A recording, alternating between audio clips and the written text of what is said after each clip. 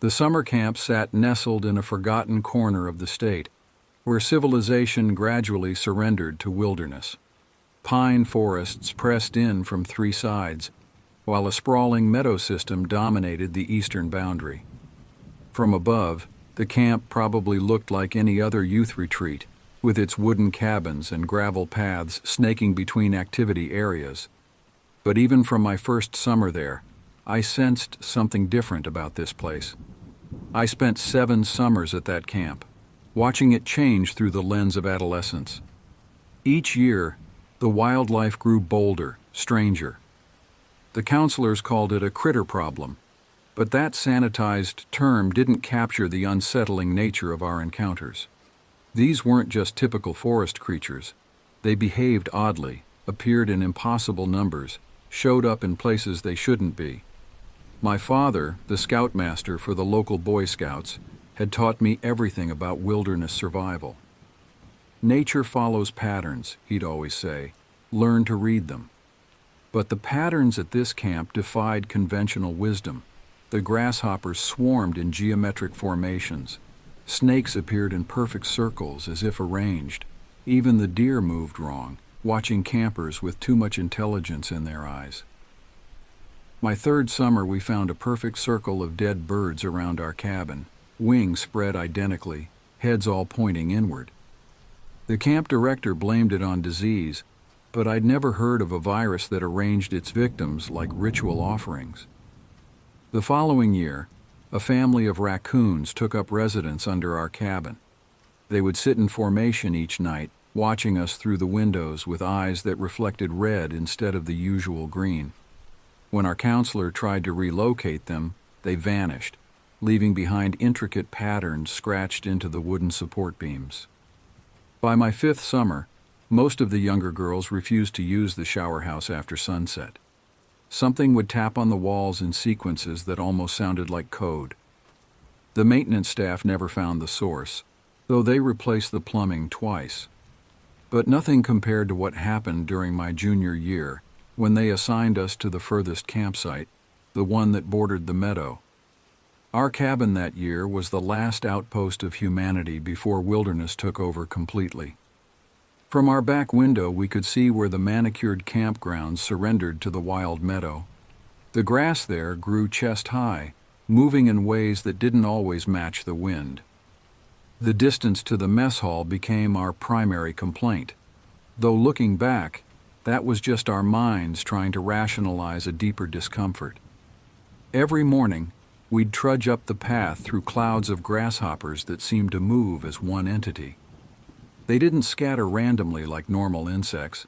They maintained perfect spacing, like soldiers in formation. Our counselor, Wren, was new that year. She hadn't been worn down by enough summers to start ignoring the strange things that happened at the edges of our perception. When we told her about the way shadows moved wrong around the meadow's edge, she didn't dismiss us. Instead, she started keeping a journal of unusual occurrences. The day before everything changed, they scheduled an activity in the front meadow. The first time in camp history anyone had used that space for organized events.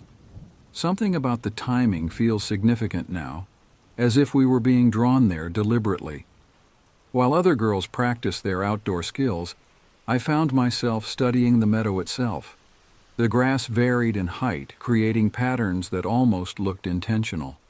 Small circles of completely flat grass dotted the field, each exactly the same size. When I pointed them out to Wren, she added them to her journal, drawing detailed diagrams that showed how they formed perfect geometric arrangements across the landscape. The wind that day carried strange sounds, not quite voices, but something that made several girls stop and cock their heads as if listening to distant conversations. One of the younger campers, Bryn, started crying without explanation. When asked why, she just pointed to the tree line and whispered, "They're watching." That night started simply enough. We were gathered around our campfire, the flames casting dancing shadows against the surrounding pines. The younger girls were roasting marshmallows, while Wren led them in camping songs that echoed through the darkness. "Could you take Bryn up to the nurse's station?" Wren asked, approaching where I sat with my friend Ruby. She needs her evening medication. The nurse's station sat at the far end of camp, a good 15-minute walk along the grassy path that cut through the heart of the grounds. Camp policy required buddies after dark. No one walked alone, especially not to the more isolated areas. "I'll come too," Ruby offered, already reaching for her flashlight. The three of us together seemed safer, especially given how dark that path got at night. Standing at the junction where the grassy path met the dirt road, we faced our first choice. The path would take us directly to the nurse's station, cutting through tall grass that rustled even on still nights. The road would take longer but offered clearer sight lines. Bryn shifted nervously beside me, her flashlight beam dancing across the grass. Earlier that day, I'd spotted 3 different snakes along that path, their scales gleaming in the summer sun. At night, who knew what else might be hiding in that grass? "Look at how dense that grass is," I said, sweeping my light across the path. "One wrong step, and we could stumble right onto something." The beam caught movement, something long and sinuous sliding through the stems. "The road, then?" Ruby suggested, already backing away from the path's entrance. Though longer, the road seemed safer. We could see anything approaching, and the packed dirt would give us stable footing if we needed to run. We didn't know it then, but that simple choice would lead us into something far worse than any snake encounter. The first part of our walk felt almost normal. Behind us, camp songs still floated on the evening air, providing a comforting reminder of civilization. Our flashlight beams carved yellow tunnels through the darkness, showing us the safe way forward. But as we rounded the bend past the last occupied campsite, everything changed. The darkness seemed to deepen, becoming almost physical. Our lights dimmed as if something was drinking the illumination before it could reach its target. The meadow lay to our right now, a vast expanse of blackness that seemed to pulse with its own life. During the day, we'd seen deer grazing there, birds nesting in the tall grass. But at night it felt wrong, like looking into a void that looked back. "Do you hear that?" Bryn whispered, pressing closer to my side. At first I heard nothing, then it registered. The complete absence of sound. No crickets, no rustling leaves, no distant owl calls. The night had gone silent, as if holding its breath. Reaching the nurse's station felt like breaking through to another world. Light spilled from its windows, warm and normal and safe. Inside, the nurse raised an eyebrow at our choice of route. "Why didn't you take the path?" she asked, measuring out Bryn's medication. "There are things that bite in that grass," I explained. But even as I said it, the excuse felt hollow. We'd chosen wrong, had walked right into something's territory when we could have avoided it. The return journey started badly. The darkness felt thicker, more purposeful. Our flashlights seemed weaker, barely penetrating the wall of black ahead. We linked arms, as much for courage as stability. The meadow waited to our left now, and the sensation of being watched grew overwhelming. Something was out there, moving parallel to our path, matching our pace with deliberate precision. "We should sing," Ruby suggested, her voice trembling. "Scare away any animals." We started with the usual camp songs, our voices shaking but growing stronger with each verse. The familiar melodies offered false comfort, right until the moment everything went wrong. All 3 flashlights died simultaneously. Not a gradual dimming of batteries, but a sudden, complete darkness. The timing was too perfect to be coincidence. Then we saw it, light spreading across the meadow like a slow sunrise, but wrong. The illumination had no source, creating instead a ghostly fog that transformed the familiar field into something alien. The shadow appeared first as a suggestion of movement, then solidified into what seemed to be a deer. But as we watched, frozen in horror, it moved with impossible grace, more like water flowing than an animal walking. Then it rose, straightening onto two legs in a motion that defied natural law. The light vanished as suddenly as it had appeared, plunging us back into absolute darkness. Our flashlights remained dead, useless pieces of plastic in our shaking hands. "Run," I whispered, though every survival instinct screamed that running would trigger a chase response. We had no choice. Something unnatural was out there, and every second we stayed still was another second it could reach us. We ran. The darkness wrapped around us like cold hands, challenging every step. Behind us, something moved, not with the crashing of a large animal through brush, but with a terrible silence that suggested it was gliding above the ground rather than touching it. The distance to the populated areas of camp seemed to stretch impossibly. Each bend in the road revealed only more darkness, more empty space between us and safety.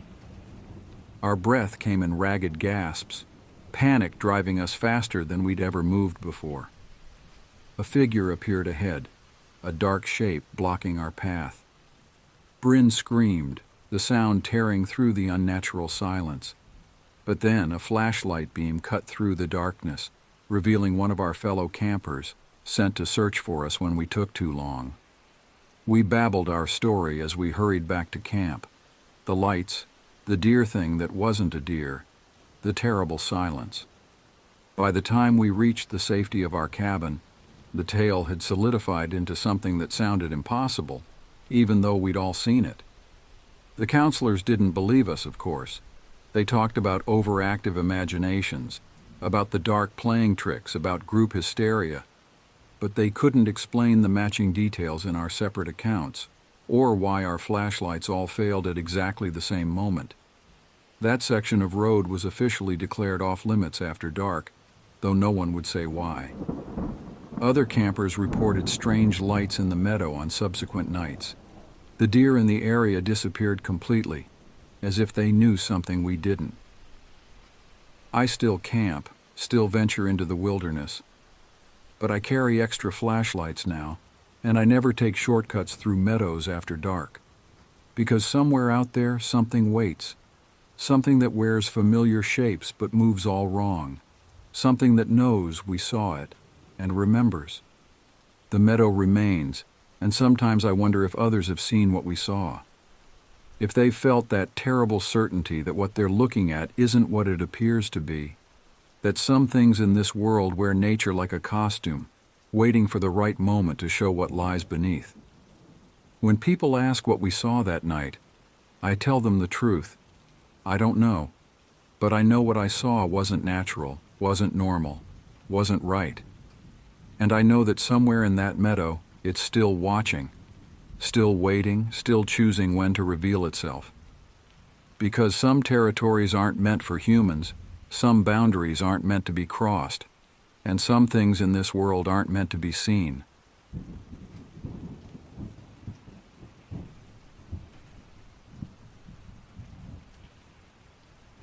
The Virginia mountains keep their hunters.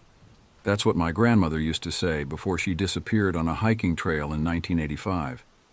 They found her boots, perfectly placed on a rock, laces still tied. Nothing else. I was too young to remember her, but in 1999, at 12 years old, I learned exactly what she meant. The woods across from our house looked innocent enough from the road, just another patch of Virginia forest rising into what locals generously called mountains. Pine trees marched up the slopes in neat rows, remnants of the tobacco farm's attempt to diversify decades ago. But behind those orderly ranks, older trees waited. Real forest. Wild forest. My dogs knew the difference.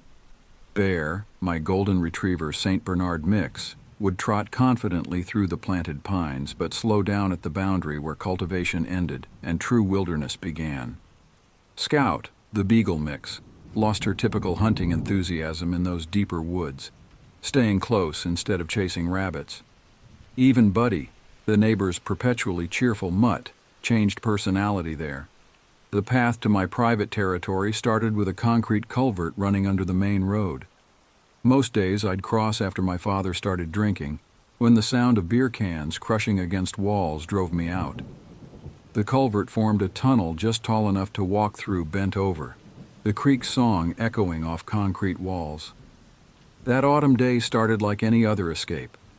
Dad had begun early, his friends arriving before noon with cases of cheap beer and cheaper whiskey. Their laughter turned mean around the third round, so I whistled for the dogs and headed out. The first warning came at the culvert entrance. Bear stopped suddenly, his massive head lifting to test the air. Scout whined, a high, thin sound I'd never heard from her before. But the forest ahead looked peaceful enough. Leaves beginning to turn, creek water sparkling in patchy sunlight, a typical Virginia afternoon. I should have listened to them, should have noticed how the woods had gone quiet, how even the wind seemed to hold its breath. But at 12, you think you're invincible, even when your body's betraying you, changing in ways that make you want to hide forever in dark places. The blood had started that morning, my first period, though I didn't know that's what it was then. Just another betrayal by a body determined to force me into adulthood. I'd stuffed toilet paper in my underwear and tried to ignore it, the same way I ignored all the other changes. We followed the creek upstream, passing the pond where I usually stopped to watch deer drink. Something felt wrong about the familiar landscape. Shadows seemed darker, deeper. The pine rows looked like jail bars against the sky. Even the creek sound changed, becoming less like music and more like whispers. The old deer stand rose ahead, my usual refuge. Weathered wood reached toward gray clouds, the platform offering a view across the valley. I'd spent countless hours up there watching nature's daily drama unfold below. But today, something made me hesitate at its base. Bear growled, not his usual warning rumble, but something primitive that raised the hair on my neck. Scout's ears laid flat against her skull, and Buddy pressed against my legs hard enough to nearly knock me over. That's when the smell hit. The smell defied description, like wet fur and rotting meat, but with metallic undertones that made my stomach turn. Not decay exactly, but something alive that shouldn't be. Something old that should have stayed buried in deeper woods. Bear's growl deepened, his massive body shifting to place himself between me and something in the trees. Scout began trembling, while Buddy's usual goofy demeanor transformed into rigid alertness. Movement caught my eye, just a shadow at first, something large passing behind distant pines. The trees swayed wrong, bending not with wind but under weight. Whatever it was moved with deliberate purpose, testing the spaces between trunks as if measuring itself against escape routes. My feet refused to move. Terror rooted me in place as heavy footsteps crunched through autumn leaves, drawing closer in a systematic pattern. The thing was circling, each pass bringing it nearer to the deer stand. The dog's behavior escalated from protective to panicked. A branch snapped, too high up for a bear, too heavy for a deer. The smell intensified until breathing became difficult. Through gaps in the pines, I caught glimpses, massive shoulders, matted fur, movement too fluid for something that size. Bear lunged forward suddenly, his bark turning into a sound I'd never heard him make, part fear, part rage, pure warning. Scout and Buddy joined in, their combined voices reaching a pitch that finally broke my paralysis. I ran. The forest blurred as I fled. Branches whipped my face, roots tried to trip me, but pure terror kept me moving. The dogs formed a defensive perimeter, Bear on my left, Scout on my right, Buddy bringing up the rear. Behind us, something massive crashed through undergrowth, no longer trying to stay hidden. Each impact shook the ground. The creature moved faster than anything that size should, keeping pace without seeming to hurry. It herded us away from the creek path, forcing us toward the tobacco farm's overgrown dirt road. My lungs burned. Blood pounded in my ears, mixing with the sound of pursuit. The thing behind us navigated between trees with impossible grace, its movement suggesting a hunter's patience. It knew these woods better than I did. knew it didn't need to rush. A fallen pine blocked the path ahead. As I scrambled over wet bark, my foot slipped. I hit the ground hard, air rushing from my lungs. In that moment of stillness, I heard it clearly, breathing that sounded almost like words, deep and rhythmic, closer than it should be. Bear spun around, placing himself between me and our pursuer. His 150 pounds of muscle looked small compared to the shadow now visible through the trees. Scout and Buddy added their bodies to the barrier, all three dogs radiating desperate courage. I caught a glimpse as I struggled to my feet, just shapes and angles that didn't fit together right. Matted fur the color of old leaves. Movement that suggested too many joints, too much mass. Eyes that reflected red in the dimming light. The dogs' barking changed pitch, becoming something ancient and terrified. They gave up any pretense of fighting, instead herding me forward with desperate intensity. We broke into a sprint as heavy footfalls resumed behind us. The dirt road stretched endlessly ahead. Each time I thought we'd reached the main road, another curve appeared. The thing behind us matched our pace exactly, staying just far enough back to remain a shadow in the trees. The metallic stench grew stronger whenever we slowed, forcing us to maintain our desperate flight. When we finally burst onto the main road, sunlight hit like a physical shock. Car noise filtered through trees from the highway beyond. Normal sounds, normal life, impossibly distant from the terror in those woods. I looked down to see blood had soaked through my jeans, my body's transformation marking me like prey. The dogs pressed close, still trembling, still watching the forest's edge. Something moved in the shadows there, just visible enough to remind me this wasn't over. That night marked the beginning. Each month brought new encounters, each one closer, each one more deliberate. The creature learned our patterns, tested our defenses, played with its pursuit like a cat toying with mice. Sometimes we only caught its smell or heard its movement. Other times we glimpsed too much, shapes that haunted my dreams, movements that defied natural law. The encounters followed the moon's cycle. Every month, when blood marked me as changing, the thing would find us. October brought it to the pond's edge, massive tracks appearing in mud where we'd walked moments before. In November, it trapped us in the deer stand for hours, circling below until sunset drove it deeper into the woods. December's snow revealed its full prints, longer than Bear's entire body, with marks suggesting claws that could shear through oak. We found deer carcasses positioned on our regular paths, arranged in ways that showed intelligence and purpose. Each kill laid out like a message, like an invitation. January brought the closest call. The creek had frozen, creating a new path up the mountain. Trusting the ice's strength, I ventured further than usual. The dog's tension should have warned me, but 12-year-old curiosity overwhelmed caution. The cave mouth appeared suddenly, black against white snow, breath-warm air flowing out. Inside, something moved. The darkness shifted, took shape. That now familiar stench rolled out in waves. Before I could run, it emerged. Standing upright, it blocked all light from the cave. Fur hung in matted strips over muscle that moved wrong under the skin.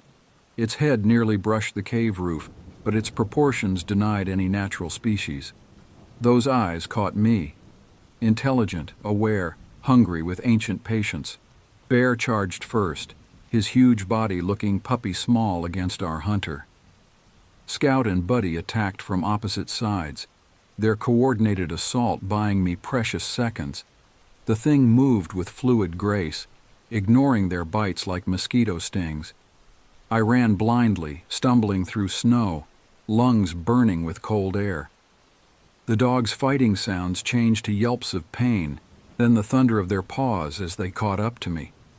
Behind us something roared, not like a bear or mountain lion, but like the mountain itself had found voice. The pursuit lasted forever. It herded us down unfamiliar paths, through thorns that tore skin, over fallen trees that seemed placed to slow our escape, always staying just far enough back to remind us it chose not to catch us. When we finally reached home territory, our familiar paths had changed. Trees bent wrong, creating arches and tunnels. Rocks had shifted to block certain routes. The forest itself seemed reshaped by something that knew how to mold wilderness to its will. Spring brought new terror. The thing learned to mimic sounds, first animal calls, then human voices. It would cry like an injured child, call out in familiar tones, beg for help with my father's voice. Only the dog's reactions told me truth from trick. One April evening it spoke my name. The sound froze my blood. Perfect pronunciation in a voice like stones grinding together.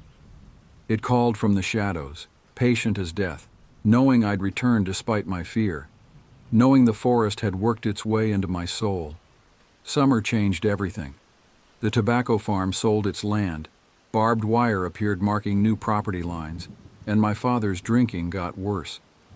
The thing in the woods grew bolder, appearing in half-light rather than full darkness, standing at forest edges watching our house. One night, it left a deer heart on our porch. The dogs wouldn't go out alone anymore. Bear's courage faded into nervous vigilance. Scout stopped eating. Even happy-go-lucky Buddy became a shadow of himself, growling at shadows and flinching at normal sounds. August brought the final encounter. The day started with shouting. My father and stepmother's marriage crumbling in a storm of thrown plates and slammed doors. I fled to the woods one last time, the dogs following reluctantly.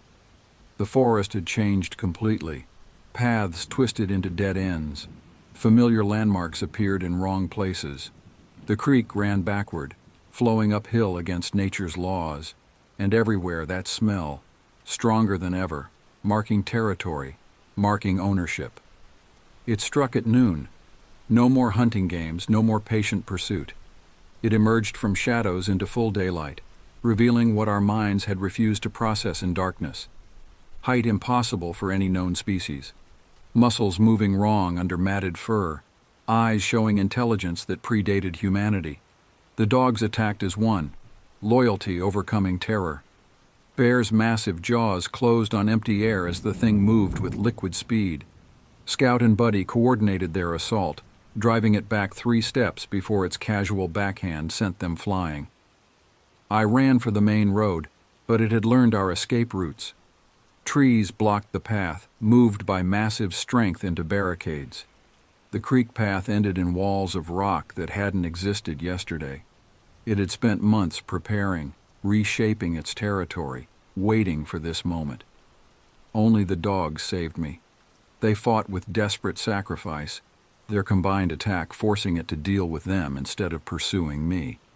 I found a gap in its barriers, squeezed through thorns that tore skin and clothes, and ran until my lungs burned. Behind me, the dogs' battle cries turned to yelps, then silence. I reached the main road as blood soaked my jeans, my body's monthly betrayal marking this final flight. When I looked back, 3 shapes burst from the tree line. The dogs had survived, but something in them had changed. They ran like wolves now, wild fear replacing domestication. We never returned to those woods. My father's divorce meant moving away, leaving the mountain and its secrets behind. The dogs recovered slowly, but remained changed. Watchful, serious, suspicious of shadows. Years passed. Development consumed the tobacco farm's fields, but something always happened to construction crews who ventured too deep into the old forest. Equipment failed. Accidents happened. Workers quit after seeing shapes move between trees or hearing their names called in impossible voices. The mountain remains wild. New houses circle its base but never climb its slopes. Children play in its shadow but come inside when the sun sets. And on certain nights, when the moon is full and blood flows, something still moves through those woods, following paths only it knows, waiting for the next time youth and innocence venture too far into its domain. I drive past sometimes, the dogs gray-muzzled but still alert in the back seat. The forest has reclaimed the old paths, erased human marks, returned to whatever ancient state it prefers. But sometimes, in the deepest shadows, something still watches and waits. They say the Virginia mountains keep their hunters. Now I know why.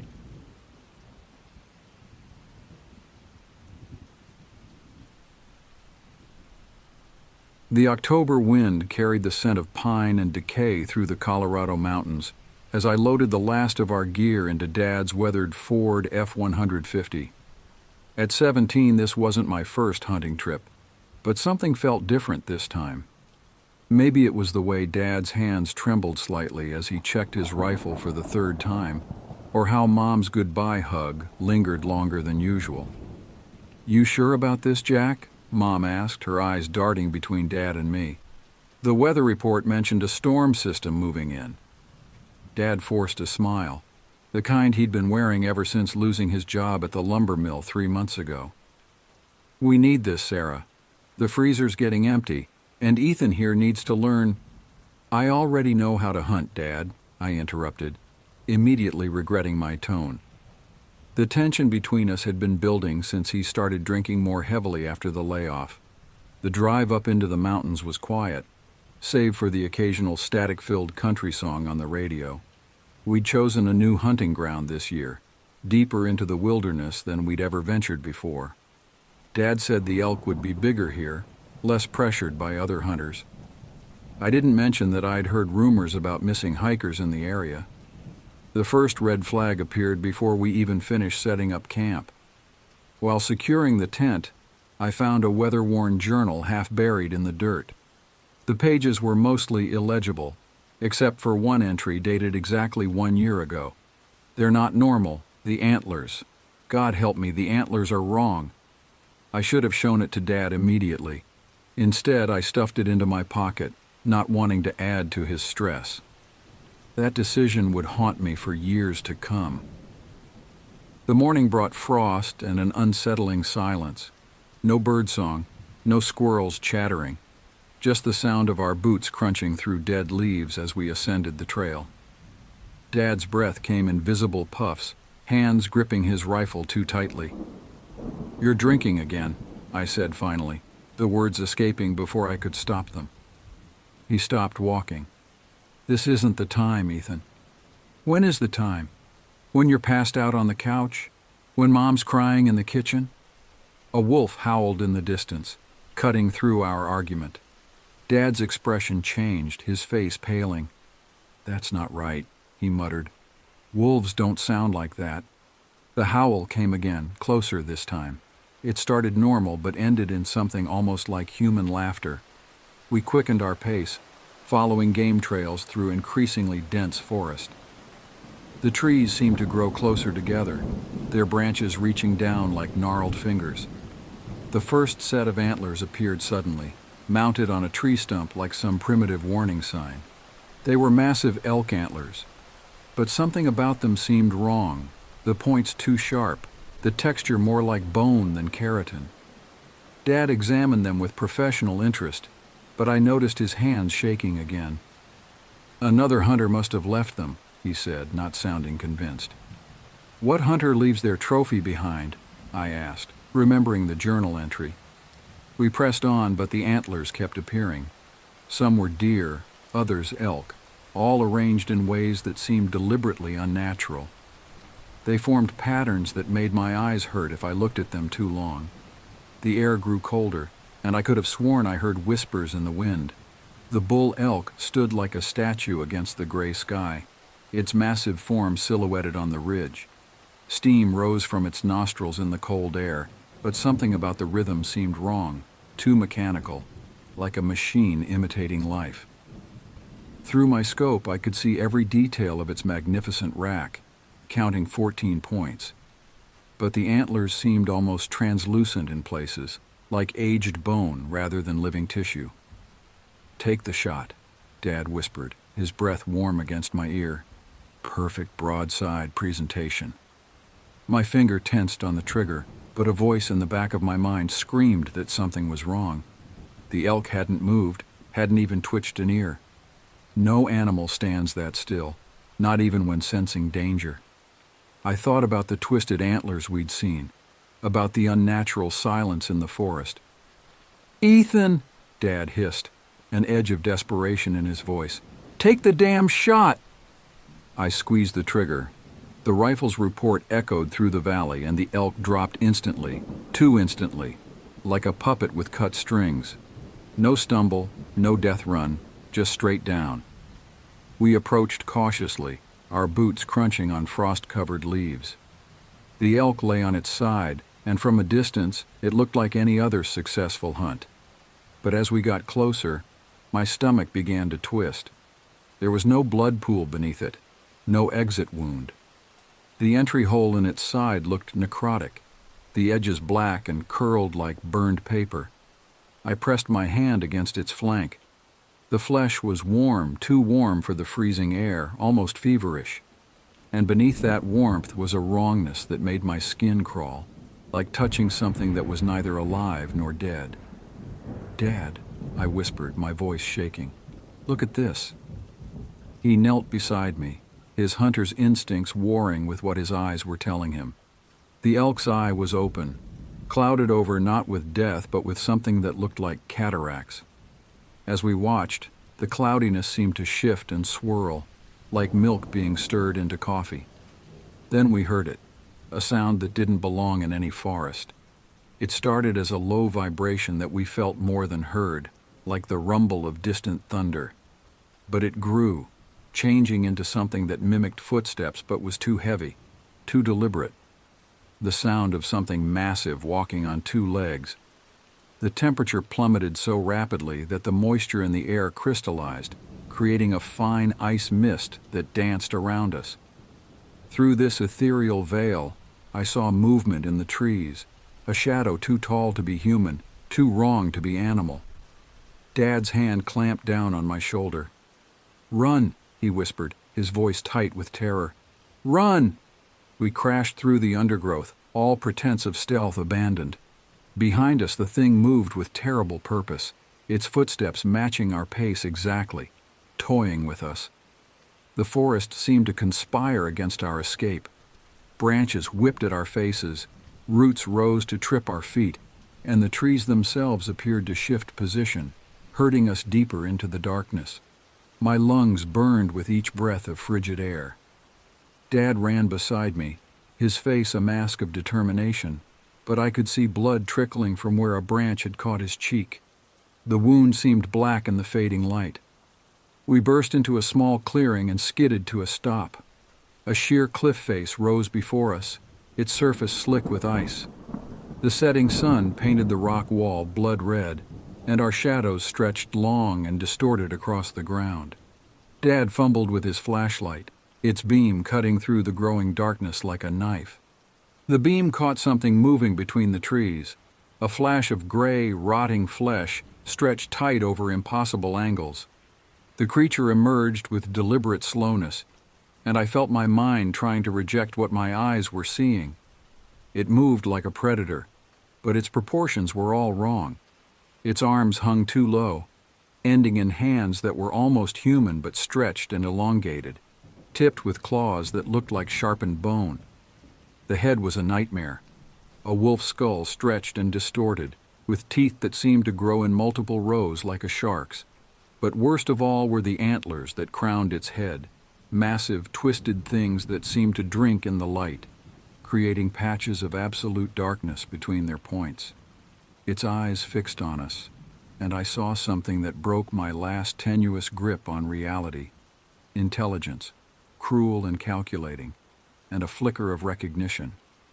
It knew us, had been watching us, had led us here. Dad raised his rifle and fired. The shot was deafening in the confined space. The creature's head snapped back, black fluid spraying from the wound. For a moment hope surged, but then it straightened, the wound closing before our eyes, and screamed. The sound paralyzed us. It wasn't just the volume or the inhuman quality, it was the way it seemed to resonate with something deep in our primitive brains, triggering instincts buried beneath millions of years of evolution. In that sound, I heard the echo of countless hunts, countless deaths, countless moments of terror in the dark. The creature charged, covering the distance between us with impossible speed. Dad shoved me aside as massive claws raked the air where I had been standing. He fired again, the muzzle flash illuminating the scene in strobing snapshots of horror. The creature caught him with its other hand, claws raking across his side. Dad's scream of pain snapped me out of my paralysis. I raised my rifle and fired at the creature's head, aiming for the eye. The shot connected, and black fluid sprayed across the rocks. The creature released Dad, staggering backward. But instead of falling, it turned its gaze on me, and in those eyes, I saw myself reflected, not as I was, but as something twisted and hungry, a mirror of its own corrupted nature. The night had become a maze of shadow and terror.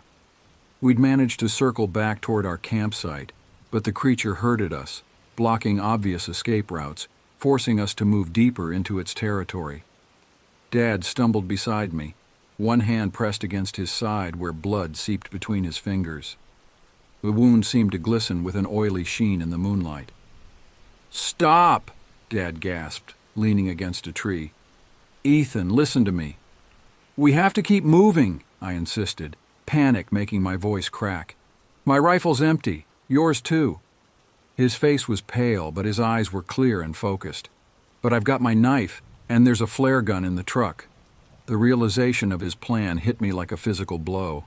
"No, absolutely not. I've been a poor father," he continued, his voice strengthening. "The drinking, the anger, the shame of losing my job, I let it poison everything. But I can do this one thing right. I can save my son." The creature's scream shattered the night, closer now, much closer. "I won't leave you," I said, but Dad was already pushing me toward the direction of the campsite. "You will," he said firmly, "because if you don't, my sacrifice means nothing." Before I could argue further, he turned and charged into the darkness, his hunting knife gleaming. The creature emerged from the shadows, and what followed would haunt my nightmares forever. Dad fought like a man possessed, ducking under those massive claws, his knife finding vulnerable points with deadly precision. Each strike drew more of that black fluid, and the creature's screams took on a note of fury and, incredibly, pain. I ran. The sound of combat faded behind me, replaced by my own ragged breathing and pounding heart. The campsite appeared suddenly, our tent shredded but the truck still intact. I yanked open the door, hands shaking so badly I could barely open the glove compartment. The flare gun felt too light, too insubstantial against the horror we faced. A scream, this time human, galvanized me into action. I ran back toward the sound, the flare gun clutched in my sweating hand. The scene that greeted me was straight out of a nightmare. Dad lay on the ground, still alive but badly wounded. The creature loomed over him, its antlers seeming to scrape the sky, its form somehow larger and more terrible than before. But it had made a mistake. In its moment of triumph, it had forgotten about me.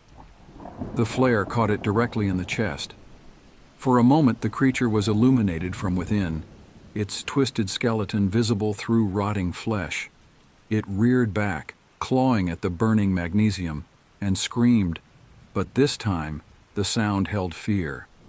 I fired my second flare directly into its face. The light seemed to unmake it, burning away the shadows that gave it form.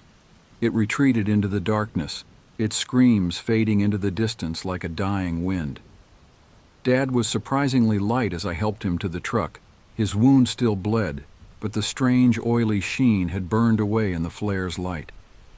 As I gunned the engine and we sped down the mountain, the first rays of dawn began to break over the horizon. In that gray light, Dad reached over and squeezed my hand. "I'm proud of you, son," he whispered, "and I'm sorry for everything." Dad survived, but he was changed by the experience. He quit drinking the day we got home. Sometimes I catch him staring into the woods behind our house, his hand absently touching the scars on his side. We never told Mom the whole truth about what happened, but she noticed the change in him, in both of us. We still hunt, but never in those mountains and never at night. Dad insists on teaching other hunters about safety now, though he never mentions what really inspired his passion for it. Sometimes on cold October nights, we hear howls in the distance that sound almost like laughter. When that happens, Dad and I share a look, remembering the thing we encountered and the truth we learned about ourselves in those dark woods. The antlers we saw that day weren't trophies left by other hunters. They were warnings, markers of territory left by something that saw humans not as predators, but as prey. There are places in the wilderness where ancient things still roam, where the line between hunter and hunted becomes dangerously thin. I keep that weathered journal in my desk drawer, a reminder that some stories are better left untold, some hunts better left abandoned. But sometimes, late at night, I find myself writing my own warnings, hoping they might save others from wandering too deep into those dark woods where the antlers grow twisted and wrong.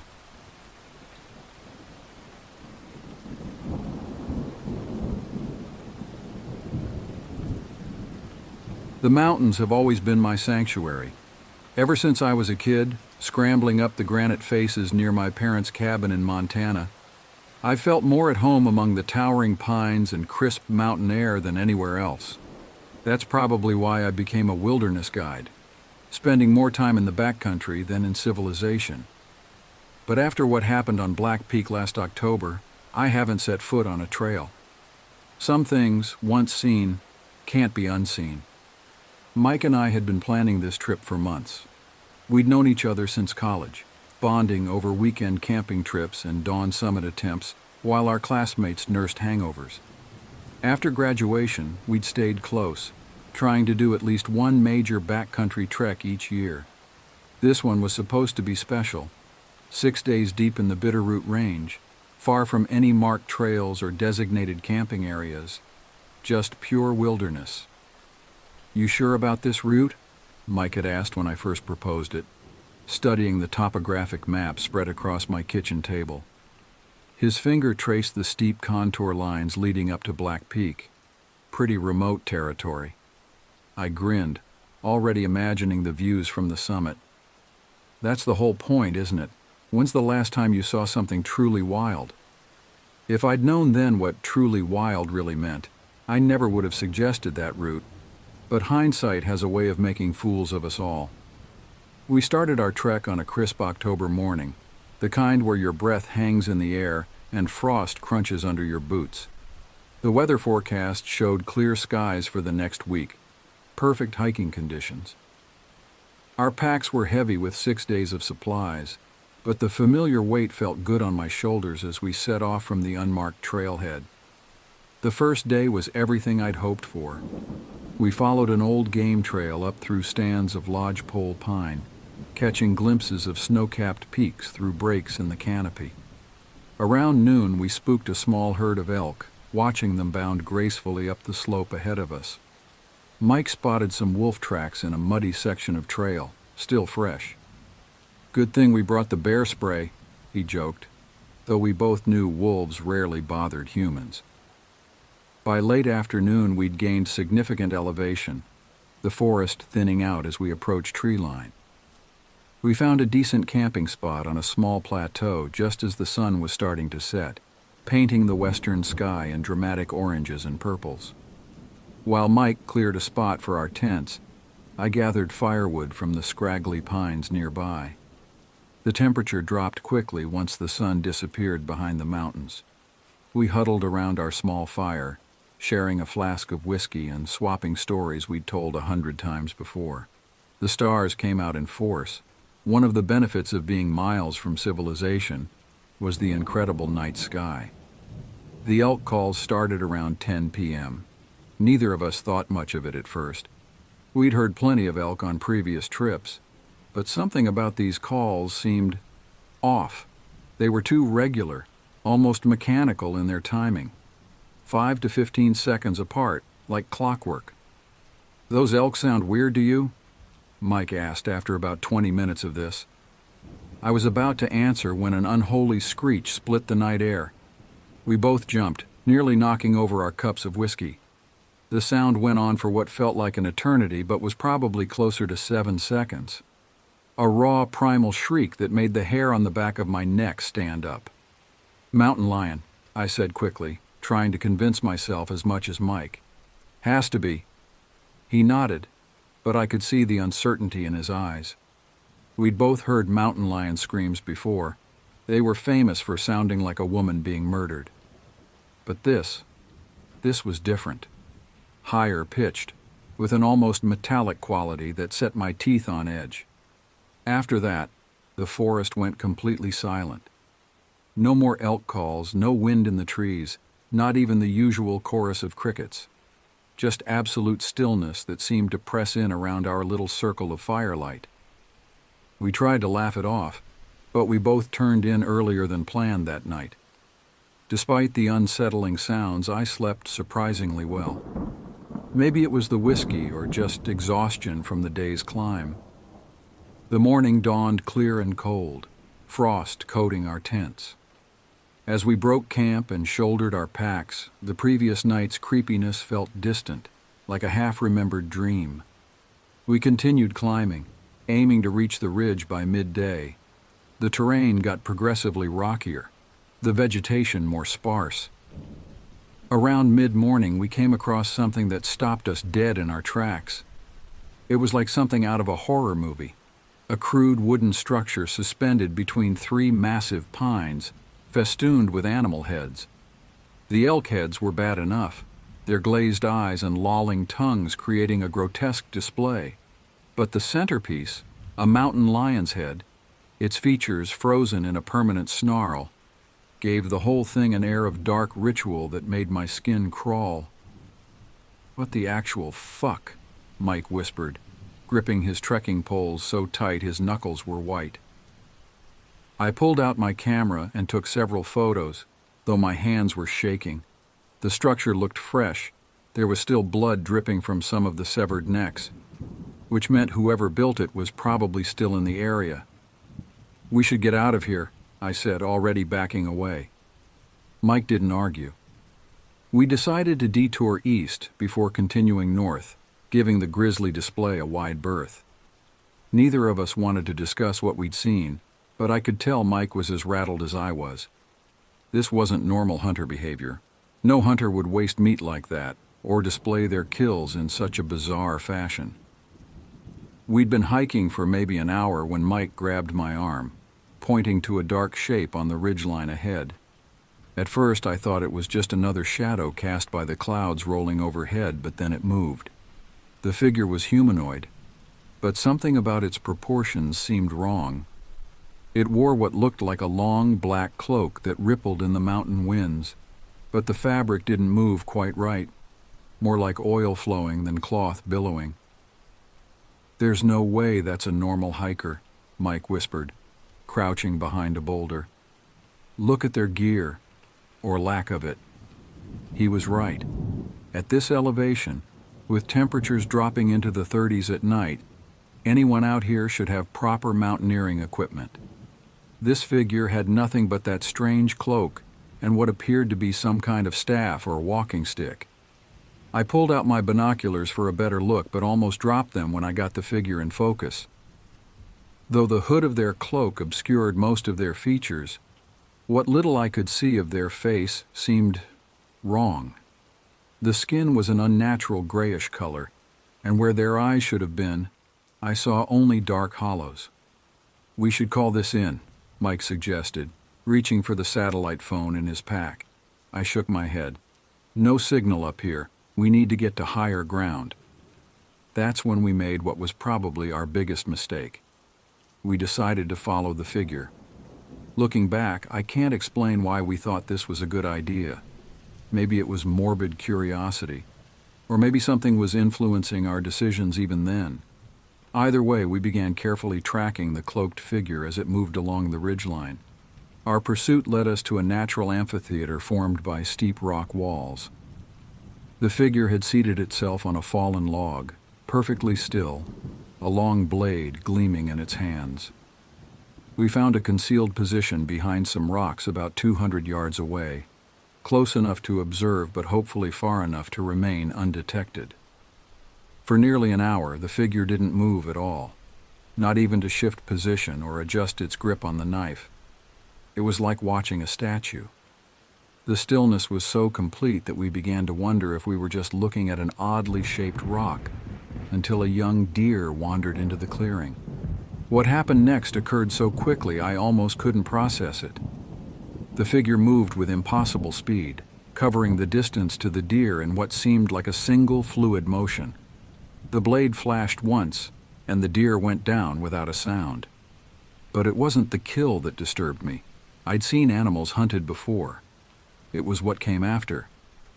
The figure produced what looked like copper wire from within its cloak and began an elaborate process of hanging the deer from a nearby tree. The wire was wrapped in complex patterns that seemed to form symbols or letters in a script I didn't recognize. As it worked, the figure made low humming sounds that made my teeth ache. "We should go," Mike whispered. But before we could move, more figures emerged from the tree line. They came in ones and twos, all wearing similar cloaks, but moving with jerky, unnatural gaits. I counted 7 in total, forming a rough circle around the hanging deer. They began scratching patterns in the dirt with their feet, moving in perfect synchronization as if choreographed. Then the chanting started. It wasn't like any language I'd ever heard. The sounds they made seemed to scrape against my eardrums, making my head throb. The air temperature dropped dramatically. I could see frost forming on the rocks around us.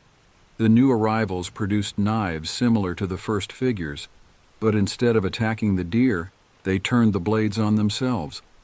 I'll never forget the sight of 6 bodies dropping simultaneously, their blood soaking into the disturbed earth. The original figure remained standing, its hood now thrown back to reveal its face fully. I wish I could say what I saw was horrible, grotesque, or monstrous, but the truth is, my mind simply refuses to process what was under that hood. Every time I try to remember, I get a splitting headache and taste copper in my mouth. My hands were shaking so badly, I almost dropped the satellite phone as I dialed emergency services. The dispatcher seemed skeptical at first, but something in my voice must have convinced her we were in genuine danger.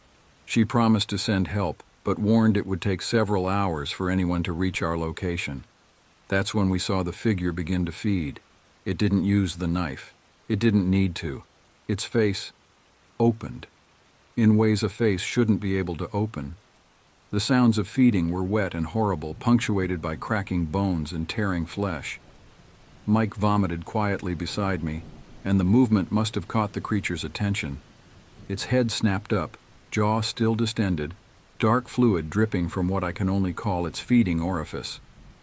It spoke then, not in the strange language from before, but in English. The words felt wrong coming from that thing, like hearing a dog speak. "Witnesses are forbidden," it said, its voice like stones grinding together. "The feast must be shared." We ran. I've never run so hard in my life. We weren't following any trail, just crashing through underbrush and scrambling over rocks, trying to put as much distance between us and that thing as possible. I could hear it moving behind us, not running but walking with purpose, its footsteps echoing impossibly loudly. The forest seemed to close in around us as we fled. Branches whipped at our faces, roots threatened to trip us, and every shadow looked like a cloaked figure reaching for us. The creature's footsteps echoed behind us with a steady, inevitable rhythm, neither speeding up nor slowing down. Just that constant mechanical pace that somehow seemed more terrifying than if it had been running. "Keep moving," I gasped to Mike, who was starting to lag. Our packs, still heavy with camping gear, slammed against our backs as we ran. But there was no way we were stopping to shed them, not with that thing behind us. After what felt like hours but was probably closer to 30 minutes of hard running, we finally broke through to a clearing high on a ridge. My lungs were on fire and my legs felt like rubber. Mike collapsed beside me, chest heaving. "Look!" he wheezed, pointing back the way we'd come. In the growing darkness, a single torchlight bobbed between the trees, maybe 2 kilometers behind us. It moved with that same steady pace, neither gaining nor losing ground. The sight of it, that singular point of light in the gathering dusk, sent fresh chills down my spine. We pushed on, though our pace had slowed from a sprint to a stumbling jog. The sound of an aircraft engine made us both look up. Through gaps in the clouds, I could see a small plane circling overhead. "The satellite phone!" Mike exclaimed. "They must have tracked our signal." With trembling hands, I pulled out the emergency mirror from my pack. Mike did the same, and we began flashing SOS toward the plane. The pilot must have seen us. The plane tightened its circles directly overhead. The whoomp, whoomp, whoomp of helicopter blades soon followed. A spotlight cut through the darkness, illuminating our position. As the helicopter descended, kicking up a storm of dust and pine needles, I looked back one last time. The torchlight had stopped moving. Even from this distance, I could see it wasn't just a torch. The light seemed to emanate from within the hood of the figure itself, pulsing with a sickly yellow glow. As we watched, it slowly turned and began walking back toward the ritual site. The helicopter crew worked quickly, helping us aboard without asking too many questions. As we lifted off, I could see other lights now, the flashlights of search and rescue teams converging on the area from several directions. They found the ritual site exactly as we'd described it. The bodies of the cultists were there, arranged in their perfect circle, but the deer carcass was gone, as was any trace of the cloaked figure. The investigation turned up more questions than answers. The dead cultists couldn't be identified. Their fingerprints had somehow been burned away, and their faces, well, the official report said damaged beyond recognition. The helicopter rescue cost us $5,000 each, a steep price but a bargain considering the alternative. I've tried to convince myself it was just some crazy cult thing, isolated religious fanatics performing their rituals far from prying eyes. But deep down, I know better. Whatever we saw on that mountain wasn't human, and I don't think it was ever human. I still go over the events of that day in my mind, questioning every decision we made. But one thing I know for certain, if you're ever hiking in remote country, and you see something that looks like a person wearing a black cloak, walking alone with no gear, turn around immediately. Don't follow it. Don't watch it. Just get out of there as fast as you can. The rescue itself was surprisingly efficient, though nerve-wracking. The helicopter, a Bell 407 typically used for wilderness evacuations, had to hover precariously close to the ridge where we stood. The downdraft whipped dirt and debris around us as we scrambled aboard, helped by 2 rescue personnel who kept scanning the tree line with obvious tension. "Any injuries?" the medic shouted over the rotor noise, already checking us for signs of trauma. We shook our heads, though every muscle in my body screamed from the mad dash through the forest. Mike's face was scratched from branches, and my hands were bleeding from catching myself on rocks during our escape, but nothing serious. As we lifted off, I could see 3 more helicopters approaching from the south, police units based on their markings. The pilot was in constant radio contact with them, directing them toward the ritual site. But even from our elevated position, that section of forest had become strangely dark, as if the trees themselves were conspiring to hide what lay beneath them. The flight to the nearest ranger station took about 40 minutes. We gave our statements to a mix of local police, Forest Service officers, and 2 serious-looking federal agents who never specified which agency they represented. They were particularly interested in the symbols we'd seen carved into the ground, asking us to draw them repeatedly until our hands shook. "You're lucky," one of the agents said finally, closing his notebook. "We've had 3 other reports of similar incidents in these mountains over the past year. The other witnesses weren't as fortunate." He didn't elaborate, and somehow I knew better than to ask. They found enough physical evidence to confirm our story: the makeshift gantry with animal remains, the circle of bodies, the strange markings in the soil. But the cloaked figure was gone, along with any trace of the deer carcass. The official report listed it as a possible cult-related incident, but the investigation was quietly closed 2 weeks later.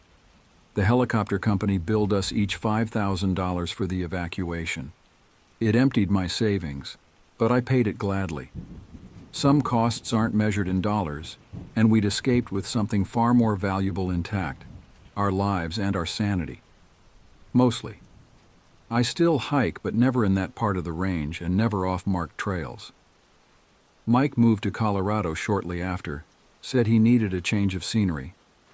We don't talk about what we saw that day, though sometimes he'll call late at night, and I know from his voice that he's been thinking about it too. Whatever we encountered on Black Peak wasn't human. I've come to accept that. But I still find myself wondering, was it something ancient that had always been there in those remote mountains? Or something new that had found its way into our world? And more importantly, are there others? I don't expect to ever know the answers.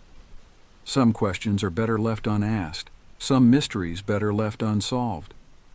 But I'll say this: if you're ever hiking in the backcountry and you see someone wearing a black cloak, walking alone without proper gear, don't do what we did. Don't follow. Don't watch. Just turn around and leave. Because some rituals aren't meant to be witnessed, and some feasts aren't meant to be shared. The summer heat lingered well into the evening as I made my way home from work. The sun was setting over the ocean, painting the sky in vibrant oranges and pinks that reflected off the waves.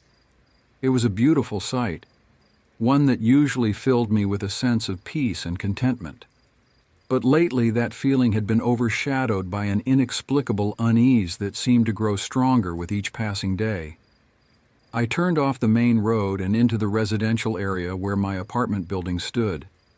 The contrast between the idyllic beach town and this particular neighborhood was stark.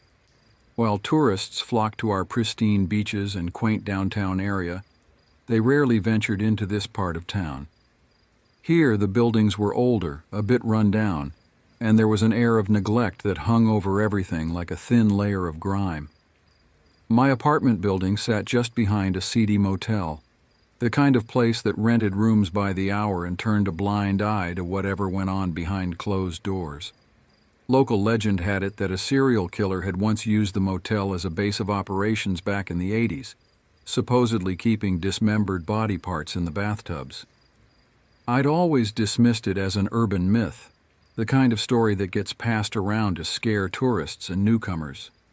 But on nights like this, with shadows stretching long across the pavement and an unseasonable chill in the air, it was all too easy to believe. Between the motel and our apartment building lay an abandoned lot we affectionately referred to as Murder Lot. It was an overgrown tangle of bushes and small trees, surrounded by a rusted chain-link fence that had long since given up on actually keeping anyone out. The lot had become a haven for local wildlife and the occasional homeless person seeking shelter. During the day, it was just another eyesore in a neighborhood full of them. But at night, it took on a more sinister aspect. As I approached my building, I found my steps quickening involuntarily. The hairs on the back of my neck stood up, and I had the distinct feeling of being watched. I glanced over at Murder Lot, my eyes straining to pierce the deepening gloom. Was that movement I saw among the bushes, or just shadows playing tricks on me? I shook my head, trying to dispel the paranoid thoughts. I was a 32-year-old woman, not some scared kid jumping at shadows. Still, I couldn't help but feel relieved when I finally reached the relative safety of my apartment building.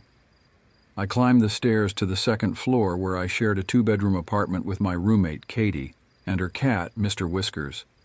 As I fumbled with my keys, I heard a meow from inside. Mr. Whiskers was always the first to greet me, probably hoping for an early dinner. "I'm home," I called out as I entered, dropping my bag by the door and kicking off my shoes. Katie's voice drifted from her bedroom. "Hey, how was work?" Same old, I replied, making my way to the kitchen to feed the insistent Mr. Whiskers.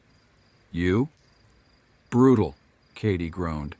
"I swear if one more tourist asks me where they can see celebrities, I'm going to scream." I laughed, some of the tension from my walk home dissipating. This was normal. This was safe. I pushed the unsettling feelings to the back of my mind and focused on the familiar routine of the evening. Later that night, as I was getting ready for bed, Katie knocked on my door. "Hey, you want to try one of these?" she asked, holding up a small bag of gummy candies. I raised an eyebrow. "THC?" She nodded. "Just got them from my cousin. They're supposed to be really good for relaxation and sleep." I hesitated. I wasn't much of a cannabis user, but my body was aching from a long weekend of helping a friend move. "You know what? Why not?" I said, taking one of the gummies. "Thanks. Just take it easy," Katie warned. "These can be pretty potent if you're not used to them." I nodded, popping the gummy into my mouth. It was sweet and tangy, with just a hint of an herbal aftertaste. I finished my nightly routine and crawled into bed, feeling the tension in my muscles start to ease as the THC began to take effect. That night I dreamed of a skinwalker. In my dream I was walking through Murder Lot, the overgrown vegetation seeming to reach out and grab at my clothes. The sky above was a sickly green color, and there was no sound except for my own ragged breathing and the pounding of my heart. Suddenly I heard a twig snap behind me. I whirled around, but there was nothing there. Then out of the corner of my eye I caught a glimpse of movement. Something was circling me, just out of sight. I could hear it breathing now, a wet, raspy sound that sent chills down my spine. I tried to run, but my legs felt like they were moving through molasses. The thing behind me was getting closer. I could feel its hot breath on the back of my neck. Just as I felt claws brush against my back, I woke up with a start, my heart pounding in my chest. Sunlight was streaming through my window, and I could hear Katie moving around in the kitchen. It had just been a dream, I told myself. A vivid, terrifying dream, but a dream nonetheless. I blamed it on the THC gummy and tried to shake off the lingering feeling of dread. The next few weeks passed without incident, and I started to forget about the unsettling dream. Work kept me busy, and in the evenings I found myself spending more time with Katie, binge-watching shows and chatting about anything and everything. Then came the night that changed everything. Katie had gone out of town for a conference, leaving me alone in the apartment with Mr. Whiskers. I didn't mind. I'd always been comfortable with solitude. But as night fell, I found myself feeling inexplicably on edge. I tried to distract myself with a book, but I couldn't focus on the words. Every little noise made me jump. Mr. Whiskers seemed to sense my unease, staying close by my side instead of wandering off to sleep in his usual spots. Finally, around midnight, I decided to call it a night. Mr. Whiskers followed me into my bedroom, curling up at the foot of my bed. His presence was comforting, and I soon drifted off to sleep. I don't know how long I'd been asleep when I was jolted awake by a loud, insistent beeping. Beep, beep, beep. It sounded like a smoke detector, and it seemed to be coming from right inside my room. I sat up, disoriented and sweating. The room felt unbearably hot, and for a moment I was convinced the building must be on fire. But as quickly as it had started, the beeping stopped. Heart racing, I got out of bed and made my way to the living room, expecting to see smoke or flames. But when I looked out the window, everything seemed normal. No fire trucks, no panicked neighbors evacuating the building. What I did see, however, made me freeze in my tracks. There, sitting in the middle of the sidewalk, was a cat. But not just any cat. This one was pure white, almost glowing in the dim light of the street lamps. And it was staring directly at Murder Lot, as still as a statue. I'd never seen this cat before, and something about it made the hair on the back of my neck stand up. I stood there, unmoving, watching the cat. It didn't blink, didn't twitch a whisker, just stared at the overgrown lot with an intensity that was almost human. Suddenly, I felt something brush against my leg. I looked down to see Mr. Whiskers, belly up, asking for pets. When I looked back up, the white cat was gone. I stayed at the window for a while longer, waiting to see if the strange cat would return. It didn't. Eventually, the adrenaline began to wear off, and I started to feel cold. Shivering, I made my way back to bed, but sleep eluded me for the rest of the night. The next day, I couldn't shake the feeling that something wasn't right. I kept replaying the events of the night in my head. The phantom smoke alarm, the oppressive heat followed by bone-deep cold, the unnerving white cat. None of it made sense. As I left for work that morning, I noticed something that made my blood run cold. The chain-link fence around Murder Lot was bent near the ground, just enough for a cat or a very thin person to crawl under. I tried to rationalize it. The fence was old. It had probably been like that for a while and I just hadn't noticed. But a small voice in the back of my mind whispered that it was new, that something had forced its way in or out of the lot. The days that followed were uneventful, but I couldn't shake the feeling of being watched. Every time I passed by Murder Lot, I found myself scanning the overgrown bushes, half expecting to see glowing eyes staring back at me. Katie returned from her conference and life seemed to return to normal, but I couldn't bring myself to tell her about what had happened. How could I explain it without sounding crazy? About a month after the incident with the white cat, I was getting ready to take a shower. It was around 8:30 p.m., and I let Katie know I'd be occupying the bathroom in case she needed to use it first. As usual, I left the door unlocked in case Mr. Whiskers needed to use his litter box. I was in the middle of washing my hair when I heard a knock. At first, I thought it was coming from the bathroom door. I pulled back the shower curtain and called out, "What's up?" "It's me," came the reply, in what sounded like a strange version of Katie's voice. I didn't think much of it at the time. Katie and I often used silly voices when talking to each other. Assuming Mr. Whiskers needed to come in, I opened the bathroom door, expecting to see him waiting, but there was nothing there. I stood in the doorway for a moment, water dripping onto the floor, trying to process what had just happened. A chill ran down my spine that had nothing to do with the cooling water. I closed the door, my mind racing. When I finished my shower and went back to the living room, I asked Katie if she had knocked on the bathroom door. She looked at me, confused. "No, I've been sitting here the whole time." "Why?" I believed her. She was in the exact same position she had been in when I went to take my shower. But if it wasn't her, then who or what had I heard? That night, as I lay in bed trying to sleep, a horrifying thought occurred to me. What if the knock hadn't come from the bathroom door at all? What if it had come from the bathroom window? The window was too high for anyone to see in from the outside. It was at least 6.5 feet off the ground.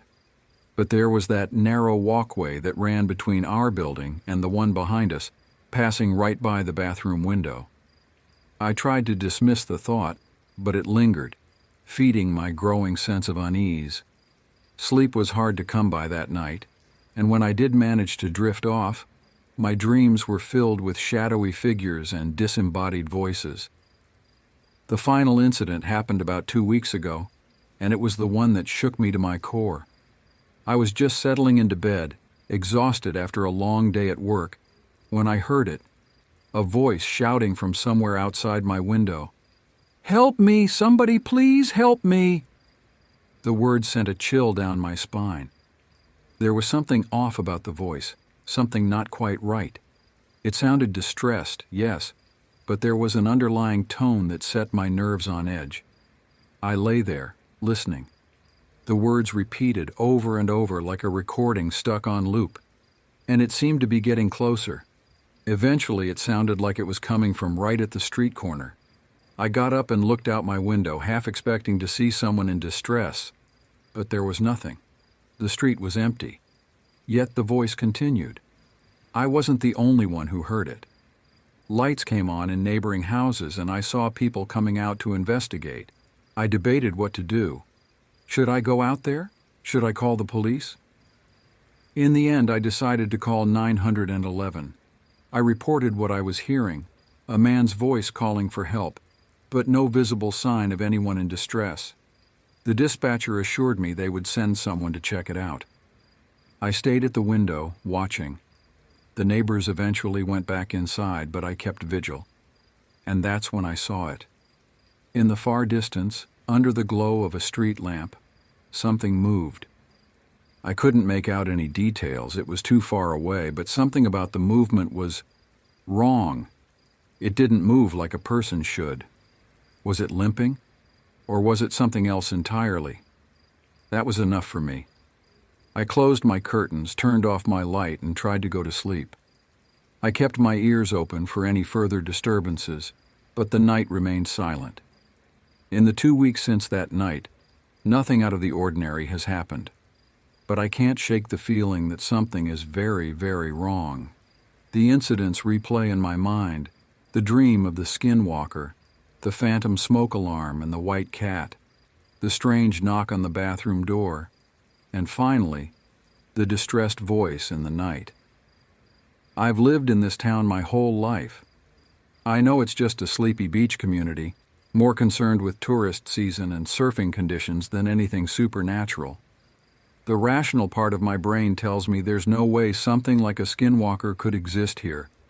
But there's a small part of me, growing larger every day, that wonders, what if there is something out there, something that doesn't fit into our normal understanding of the world? What if it's been here all along, hiding in plain sight, in the abandoned lots and dark corners of our town? I find myself watching Murderlot more closely these days. Every rustle of leaves, every shadow that seems to move on its own, sets my heart racing. I've started taking a longer route home, one that avoids passing directly by the lot.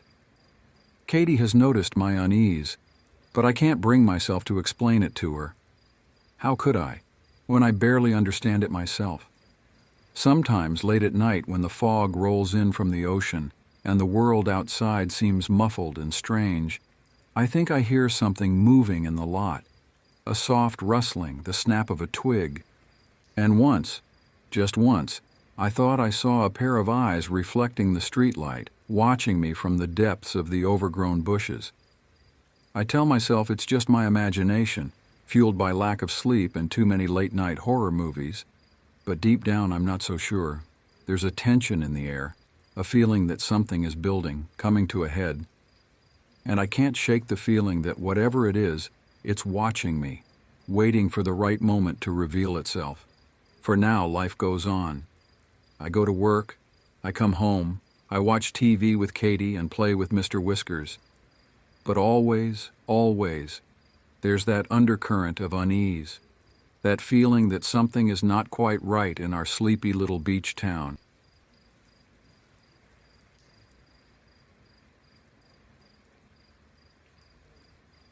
The fog hung thick and heavy over Highway 202 as I made my way to work in the early hours of the morning.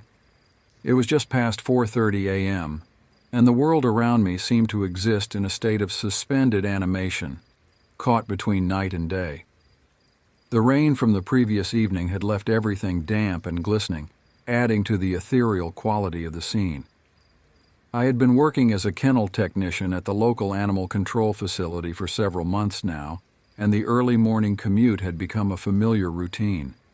The job was demanding, often emotionally taxing, but there was a sense of purpose in caring for the animals that made it worthwhile.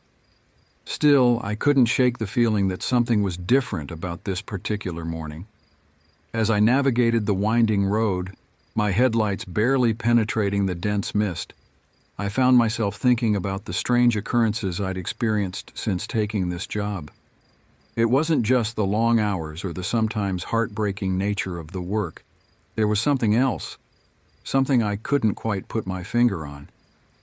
The construction on Highway 202 was a constant presence, with lanes frequently blocked off and detours a common occurrence. I had learned to leave extra time for my commute, preferring to arrive early rather than risk being late. The shelter was always bustling with activity, and my days were invariably packed from the moment I stepped through the door. As I approached a particularly dense patch of fog, a massive orange sign loomed into view, marking the beginning of yet another construction zone. I eased off the accelerator, peering intently through the windshield. That's when I saw her. At first it was just a silhouette, a dark shape moving in front of the glowing sign. I slowed down even more, wondering if construction had started earlier than usual. But as I drew closer, details began to emerge that sent a chill down my spine. The figure was clearly feminine, dressed in what appeared to be a black lace dress. She held a matching umbrella, though the rain had long since stopped. Her blonde hair caught the light from the sign, creating a halo effect around her head. But it was her face, or rather the lack of it, that truly unnerved me. A mourning veil obscured her features, lending her an air of mystery and sorrow. As I watched, transfixed, I realized that she wasn't walking so much as gliding through the mist. Her movements were too smooth, too ethereal to be human. And then I noticed her legs, or rather the absence of them. Below the hem of her dress, her form simply faded into the fog, as if she were part of it. My rational mind scrambled for explanations. Perhaps she was an eccentric local resident out for an early morning walk. But even as I thought it, I knew it wasn't true. There were no homes nearby, no funeral parlors or cemeteries for miles. And who would be walking along a highway at this hour dressed for a funeral? As my car drew parallel to the sign, I turned my head to keep her in view. In that instant, she vanished. One moment she was there, gliding alongside the road, and the next she had simply ceased to exist. I blinked hard, convinced my tired eyes were playing tricks on me. But the space where she had been remained stubbornly empty. My heart was pounding now, a cold sweat breaking out across my forehead. I eased my foot off the brake, allowing the car to creep forward, my eyes darting between the road ahead and the rearview mirror. Part of me wanted to pull over, to go back and search for some sign of the woman. But a deeper, more primal part of my brain was screaming at me to keep driving, to put as much distance between myself and that place as possible. In the end, curiosity won out over fear. I found a safe spot to turn around and slowly made my way back to the construction sign. The fog seemed to have thickened in the few minutes since I'd passed, and I had to strain to see anything beyond the reach of my headlights. I drove past the sign once, twice, 3 times, each pass slower than the last.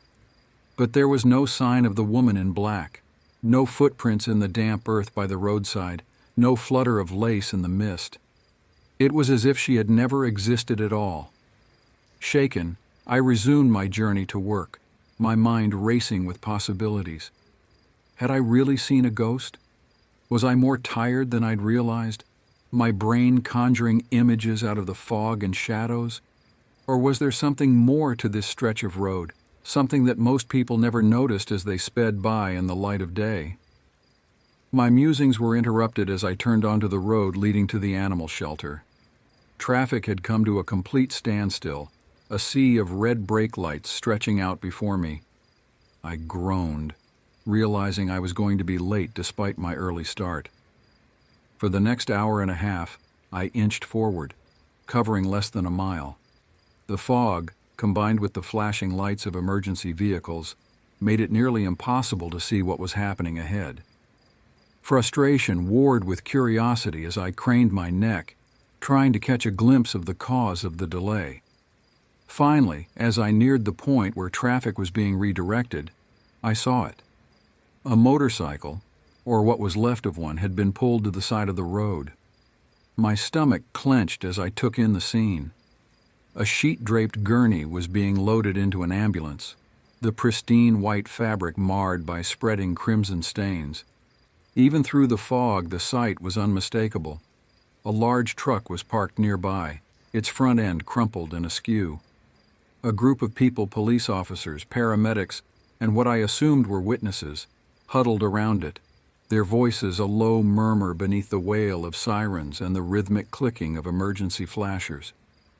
As I was waved through the detour, a chill ran down my spine that had nothing to do with the morning air. The woman in black, the accident, were they connected? Had she been some kind of harbinger, a warning of the tragedy to come? Or was it all just a bizarre coincidence, the kind of thing that happens when lack of sleep meets an overactive imagination? I arrived at work nearly 2 hours late, my mind still whirling with the morning's events.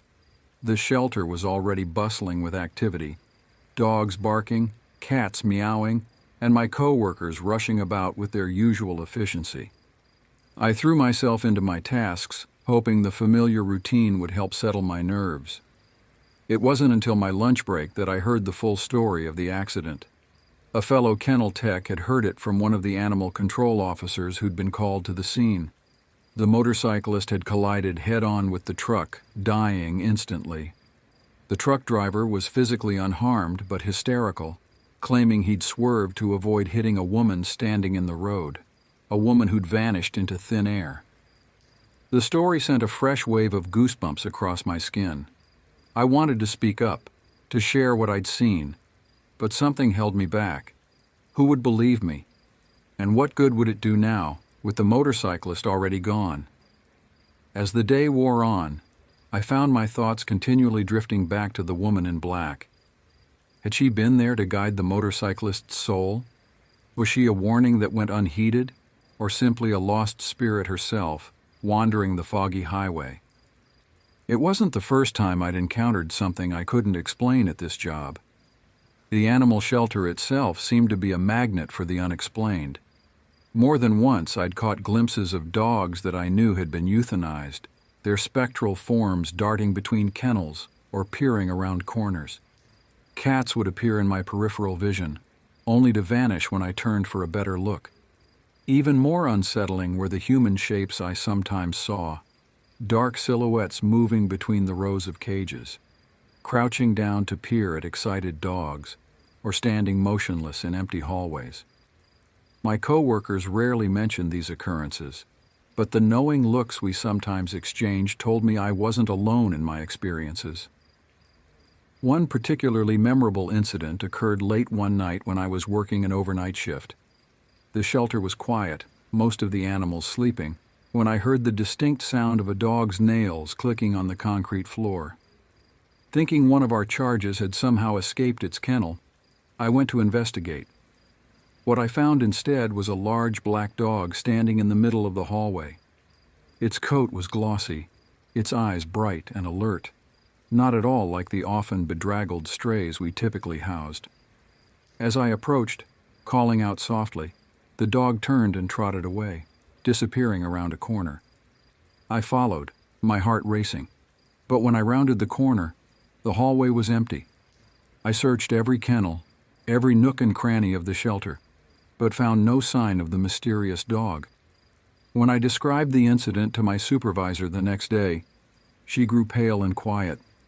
It wasn't until weeks later that she confided in me, sharing a photo of her childhood dog, a large black lab who had passed away years ago, but who she sometimes felt was still watching over the shelter. These experiences, while unsettling, had become a sort of background noise to my daily life at the shelter. But the woman on the highway was different. She felt more immediate, more purposeful somehow. And the accident that followed her appearance, it was hard to chalk that up to mere coincidence. As my shift came to an end and I prepared to make the drive home, I found myself filled with a mix of dread and anticipation. Would she be there again, standing vigil by the construction sign? Part of me hoped so, longing for confirmation that I hadn't imagined the whole thing. Another part prayed I'd see nothing but empty road and dissipating fog. The drive home was uneventful, the construction sign standing silent and unremarkable in the fading afternoon light. I found myself slowing as I passed it, my eyes scanning the surrounding area, but there was no sign of the spectral woman.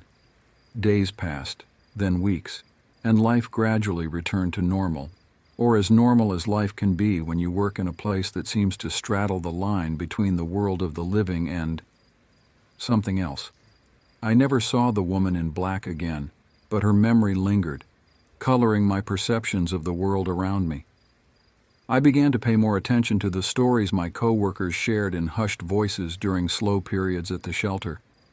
tales of animals that seemed to know when their time had come, lying peacefully in their kennels, as if waiting for something only they could see.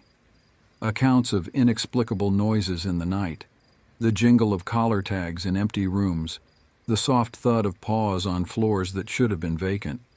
One story in particular stuck with me. A longtime volunteer spoke of a night when she'd been working late, filing paperwork in the office. She'd heard a commotion in the cat room and gone to investigate, expecting to find a feline escapee making mischief. Instead, she found all the cats alert and attentive, their eyes fixed on a point in the center of the room. There, she swore, she saw the faint outline of a woman, her form translucent and shimmering. The apparition seemed to be petting each cat in turn, moving from cage to cage with slow, gentle movements. The volunteer, frozen in shock, watched for several minutes before the figure slowly faded away. In the days that followed, she noticed that the cats who had been in that room that night seemed calmer, more at peace. Several were adopted within the week, finding their forever homes after months in the shelter. As time went on, I found myself becoming more attuned to the subtle signs of the unexplained. It wasn't just the big, dramatic events like the woman on the highway. It was the little things, the way certain animals would sometimes stare intently at empty spaces, or how the atmosphere in a room could shift suddenly, filling with a sense of peace or unease for no apparent reason. I began to see my job differently too. It wasn't just about caring for the physical needs of the animals in our charge. In some way I couldn't quite articulate. I felt like we were guardians of a threshold, a place where the veil between worlds was thin, where the bonds between humans and animals extended beyond the boundaries of life and death. This new perspective brought both comfort and responsibility. On difficult days, when the reality of working in animal control became almost too much to bear, I found solace in the idea that our work had meaning beyond what we could see or measure.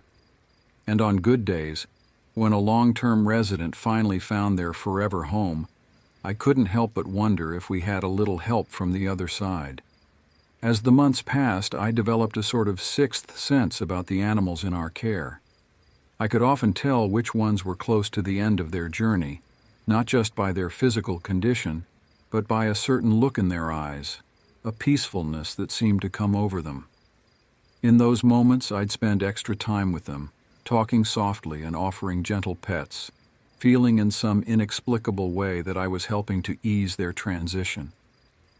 One night, as I was locking up after a late shift, I had an experience that would stay with me for years to come. I was doing a final walkthrough of the dog kennels when I noticed a soft, warm light emanating from one of the cages.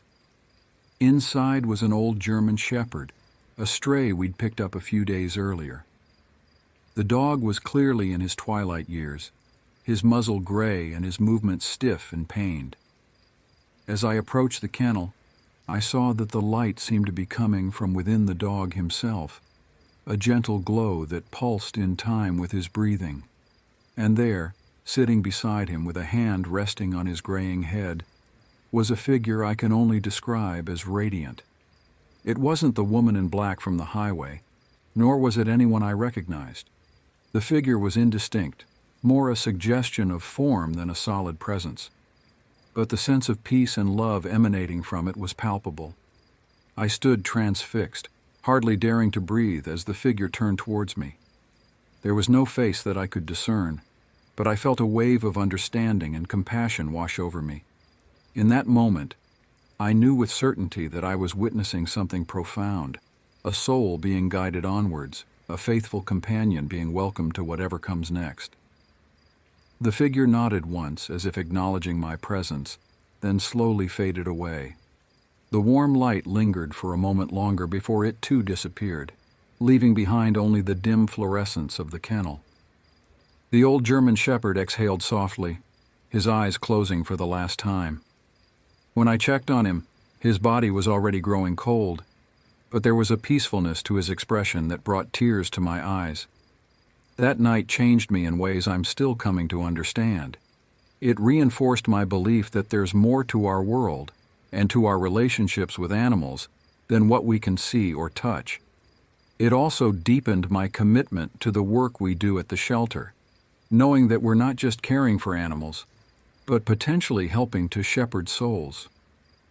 As time went on, I found myself becoming something of an unofficial counselor for my coworkers, a person they could turn to when they experienced something they couldn't explain. I never claimed to have all the answers, but I could offer an open mind and a sympathetic ear. Together we navigated the strange, sometimes unsettling, but often beautiful experiences that came with working in a place like our shelter. I've since moved on from that job, my life taking me in new directions. But the experiences I had there, the things I saw and felt, have stayed with me. They've shaped my understanding of the world, of the bonds we share with animals, and of the mysteries that surround us every day. Sometimes, when I'm driving down a foggy road in the early morning hours, I find myself scanning the roadside, half expecting to see a figure in black lace emerging from the mist. I haven't seen her again, but in a way, I feel like I carry a part of her with me, a reminder to stay alert, to look beyond the surface of things, and to approach the unexplained with an open heart and mind.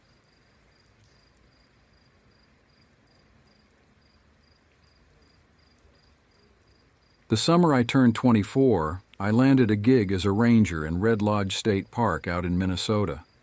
Fresh out of college and eager for adventure, I figured the quiet woods would be a nice change of pace from the bustling streets of New York where I grew up.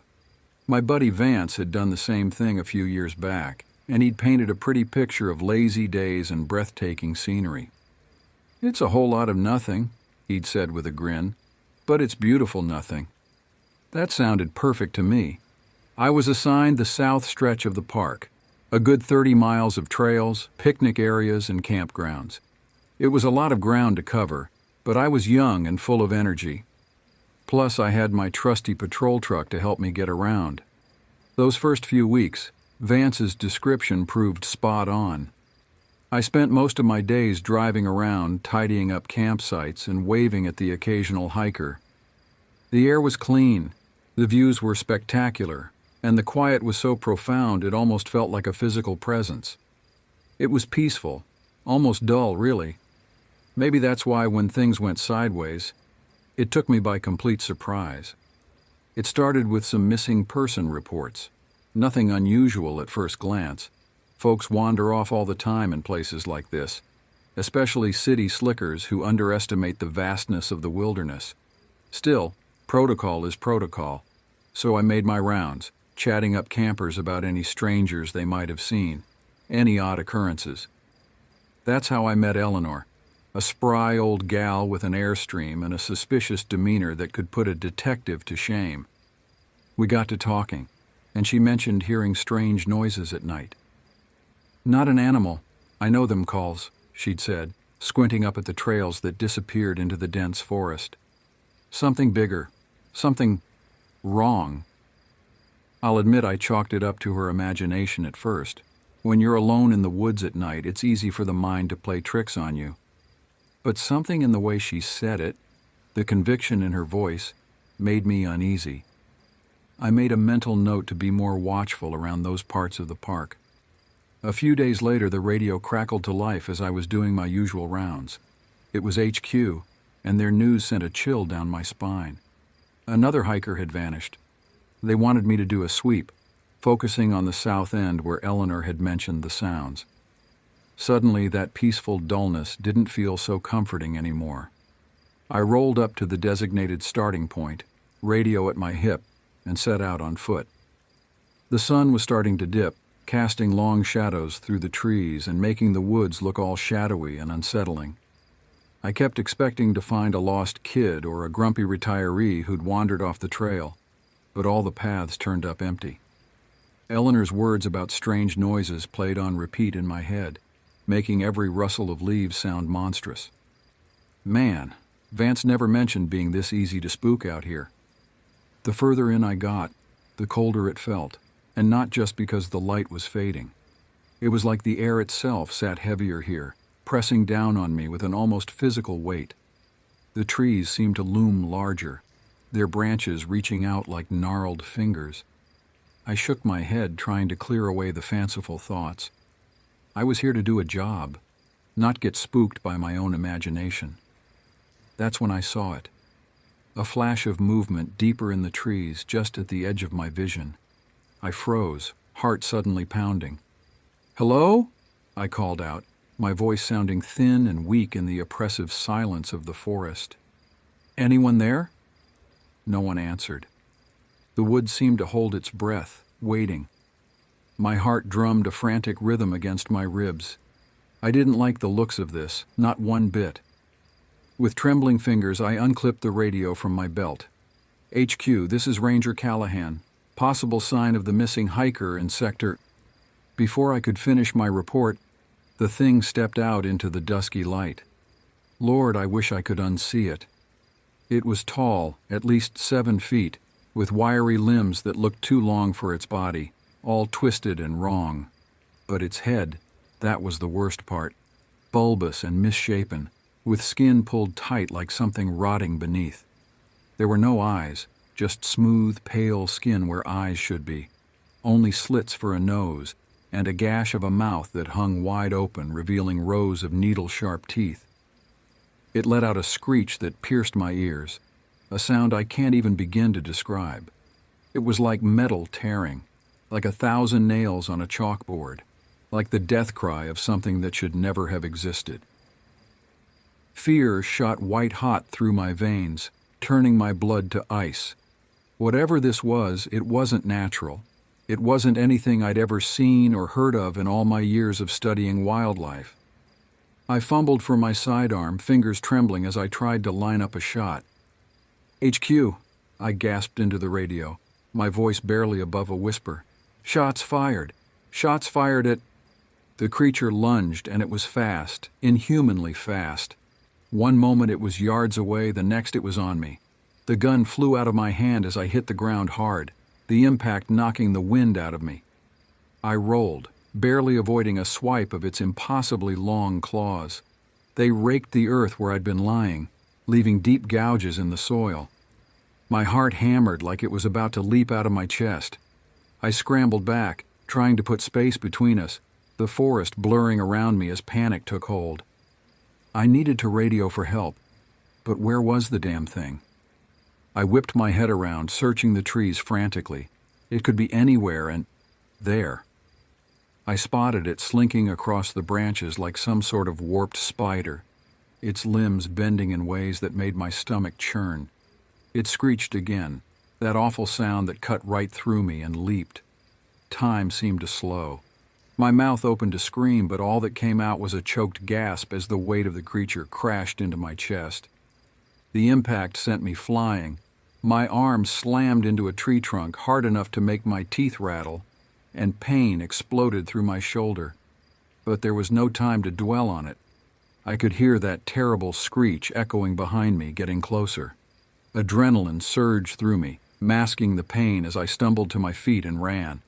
Branches whipped at my face as I crashed through the underbrush, tearing at my clothes and skin. It didn't matter. Pain was temporary. Getting eaten wasn't. My lungs were screaming for air, but I didn't dare slow down. I could hear it behind me, that unnatural rustling, the snap of branches under its weight.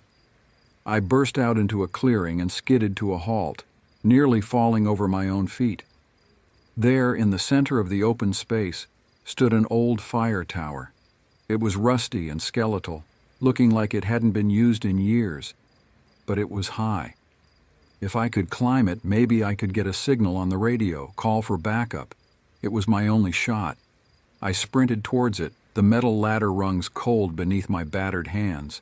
Scrambling up felt agonizingly slow, my movements clumsy with terror clawing at my throat. "Don't look down! Don't look down!" I chanted in my head, but of course I did. The creature was below, circling the base of the tower. Those spindly limbs twitched as it regarded me with that empty-eyed stare. My stomach lurched, but I forced myself to keep climbing. Nearly at the top, I risked another glance down. Through the trees, I could see my patrol truck, just a little speck in the distance. If I could just get to it, to the more powerful radio inside. I was almost there, my fingers desperately grasping for the last rung when the tower gave a sickening lurch. One of the rusted support beams groaned, then snapped with a horrible metallic shriek. The whole structure tilted, slow at first, and then with terrifying speed. My scream got cut short as the ground rushed up to meet me.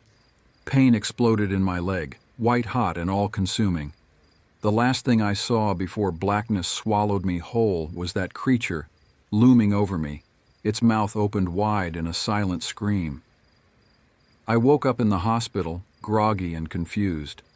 A nurse with kind eyes and a gentle touch told me some hikers had stumbled across me, unconscious but lucky to be alive. Broken leg, mild concussion, and one hell of a story, she said with a smile that didn't quite reach her eyes. But when I tried to explain what had happened, the words stuck in my throat. It sounded too wild, too impossible, even to my own ears. The other park rangers who came to visit gave me sympathetic looks, said I must have been in shock. Maybe they were right. Maybe I'd imagined the whole thing, conjured up some monster to explain a simple fall. That part was sadly unsurprising. Rangers get hurt all the time out in the wilderness. But what I saw out there, I've worked in forests my whole life, seen all manner of critters. That thing wasn't any bear or bobcat I've ever heard of. It wasn't anything of this world. Eleanor, bless her nosy soul, came to visit. She brought me a pie and a whole lot of I told you so energy. Turns out she'd had a run-in with the creature too, right around the time she'd reported those noises. It had snatched one of her chickens and vanished back into the trees before she could get a good look at it. We never saw it again after that night. The reports of missing folks stopped too. Whatever it was, it seemed to have moved on or found its fill. The park never officially reopened that trail. Unsafe conditions, the signs say. Fine by me. I've had my fill of unsafe conditions to last a lifetime. Vance called when he heard what happened.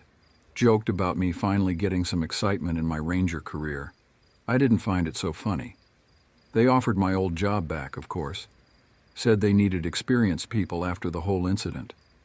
I turned them down, told them I'd taken a shine to the quiet indoors.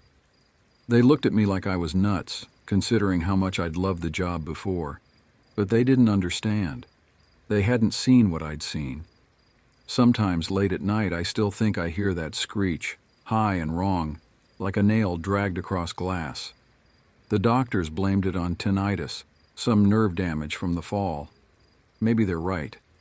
But I know what I heard, what I saw. I started calling it the rake because of the way it looked all twisted and hunched, and because of those terrible claws that had nearly taken my life. It seems as good a name as any for a monster you can't prove exists. But I know it's out there, somewhere in those deep, dark woods, and I hope to God I never see it again.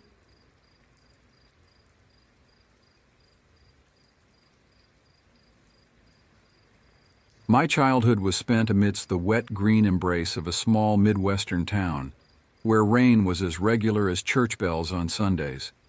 Summers were a peculiar blend of heat and dampness, and it was in this clammy weather that my fascination with mushrooms took root. I became a self-proclaimed mycologist, devoting weekends to the endless hunt for fungi.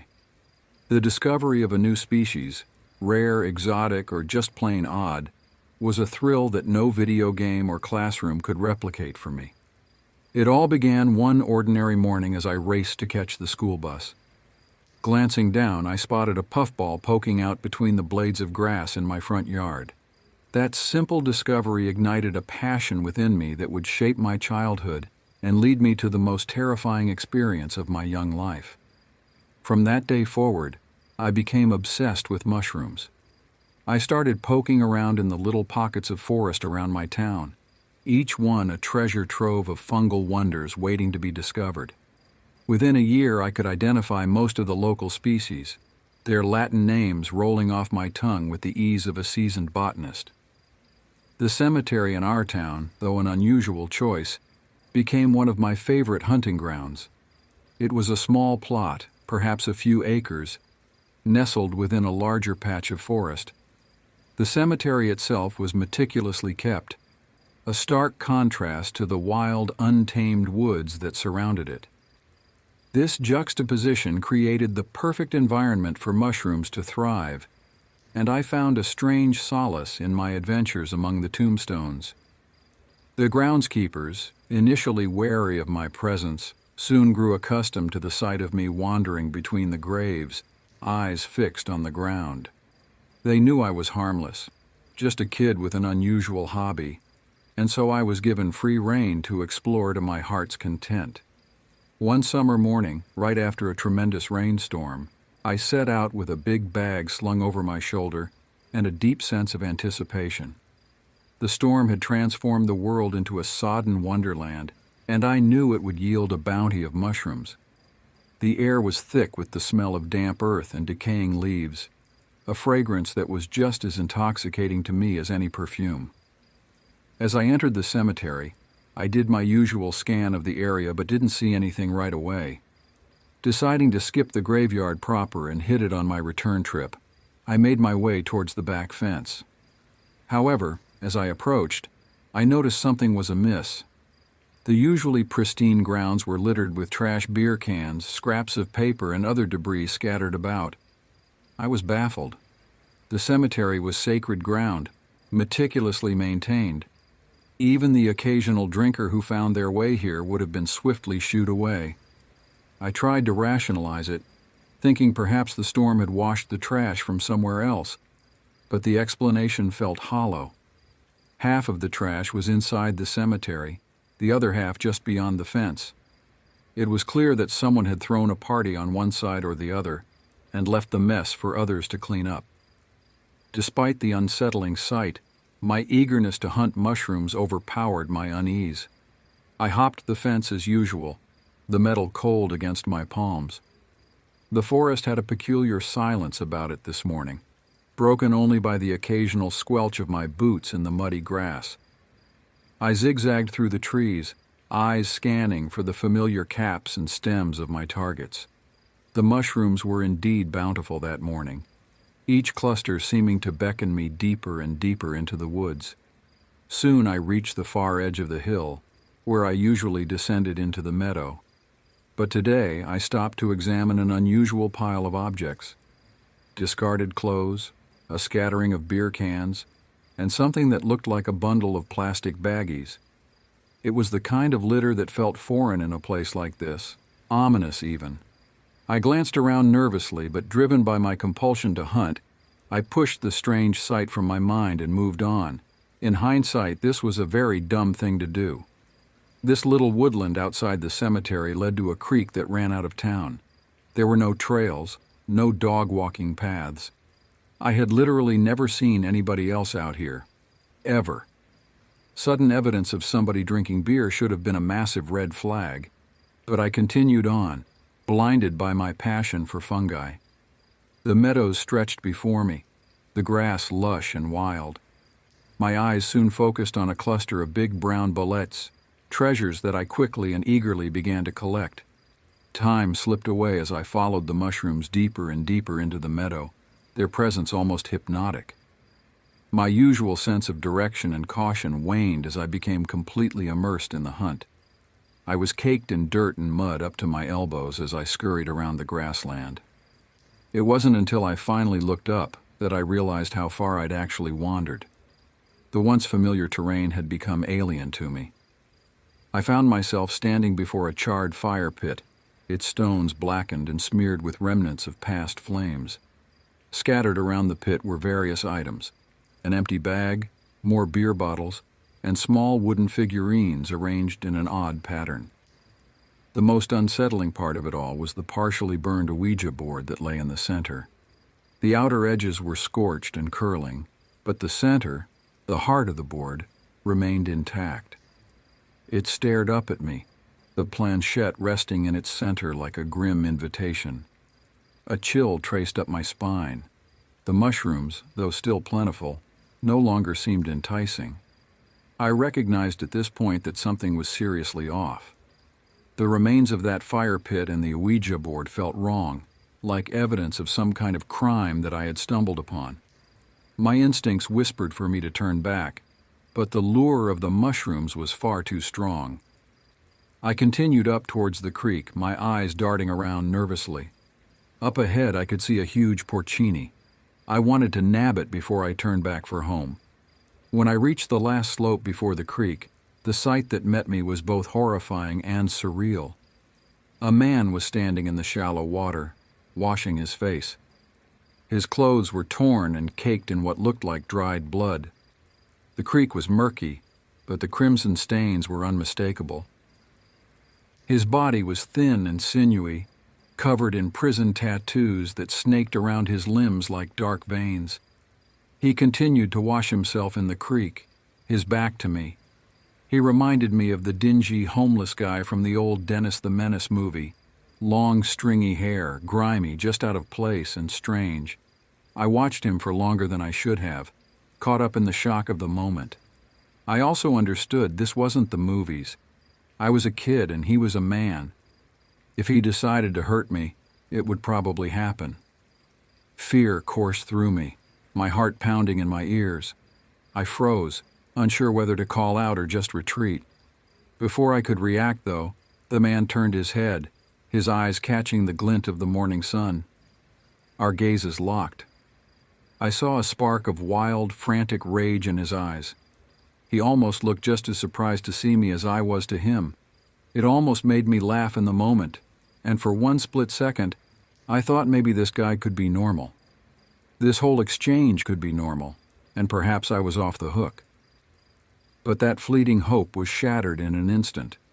Without a word, he bolted from the water and began to chase me uphill. Panic surged through me as I realized how wrong I was.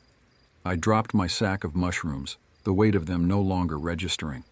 I sprinted back uphill toward the cemetery fence, the only sanctuary I could think of. The distance seemed insurmountable.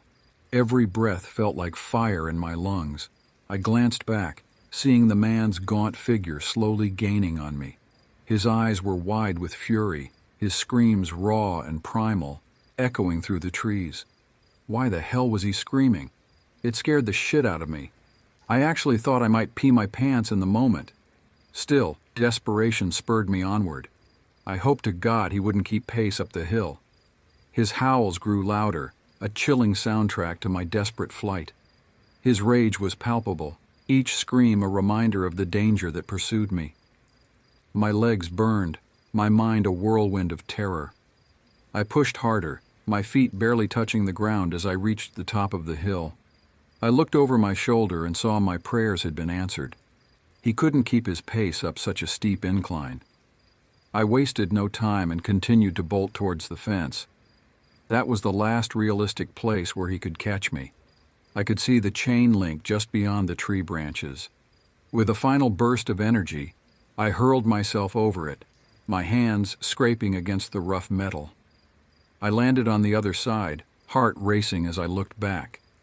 The man was nowhere to be seen. The silence that quickly followed was like nothing I had ever experienced before. True relief. I didn't stop to catch my breath. I jogged through the cemetery, my eyes scanning for any sign of that man, my thoughts a chaotic mess of fear and disbelief. I also kept an eye peeled for a groundskeeper, really anybody I could get the attention of and let them know that I was in danger. But no one came around. Once I reached the other side of the cemetery, I just sprinted for home. When I arrived, breathless and wide-eyed, I told my parents what had just happened. Their faces were pale, but their responses were practical. They called the police, but the search yielded nothing. Shocking, right? The man was never found, and the police could offer me no explanation. They went out there, but the stuff I spoke about was gone. Even my sack of mushrooms. No empty baggies, no beer bottles, nothing. It was as if everything had been sucked up into the sky. Both my parents and the police gave me these long talks. Their warnings were stern but futile. Don't go out alone. Be careful. They said it with the weight of parental concern, but it did little to alleviate the gnawing sense of dread that had settled deep in my gut. How close to death had I just come? To this day, that incident remains one of the most terrifying experiences of my childhood. The image of that bloodied man in the creek, the remnants of that Ouija board, and the eerie silence of the forest haunt me.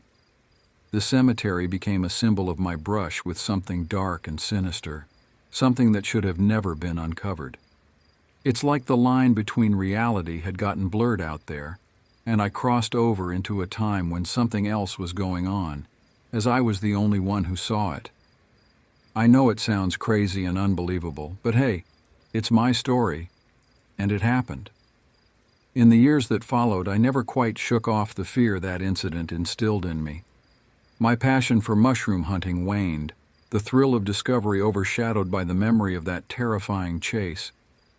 I still love nature, but I no longer venture into the woods alone. The forest, once a place of wonder and discovery, now holds a hint of menace, a reminder that sometimes the most frightening things lurk in the places we least expect. Sometimes, on quiet nights when the wind whispers through the trees, I find myself thinking about that strange, terrible day. I wonder about the man in the creek, who he was, where he came from, and what dark purpose brought him to our quiet town. I think about the Ouija board and those strange figurines, pondering what rituals might have taken place in that secluded meadow.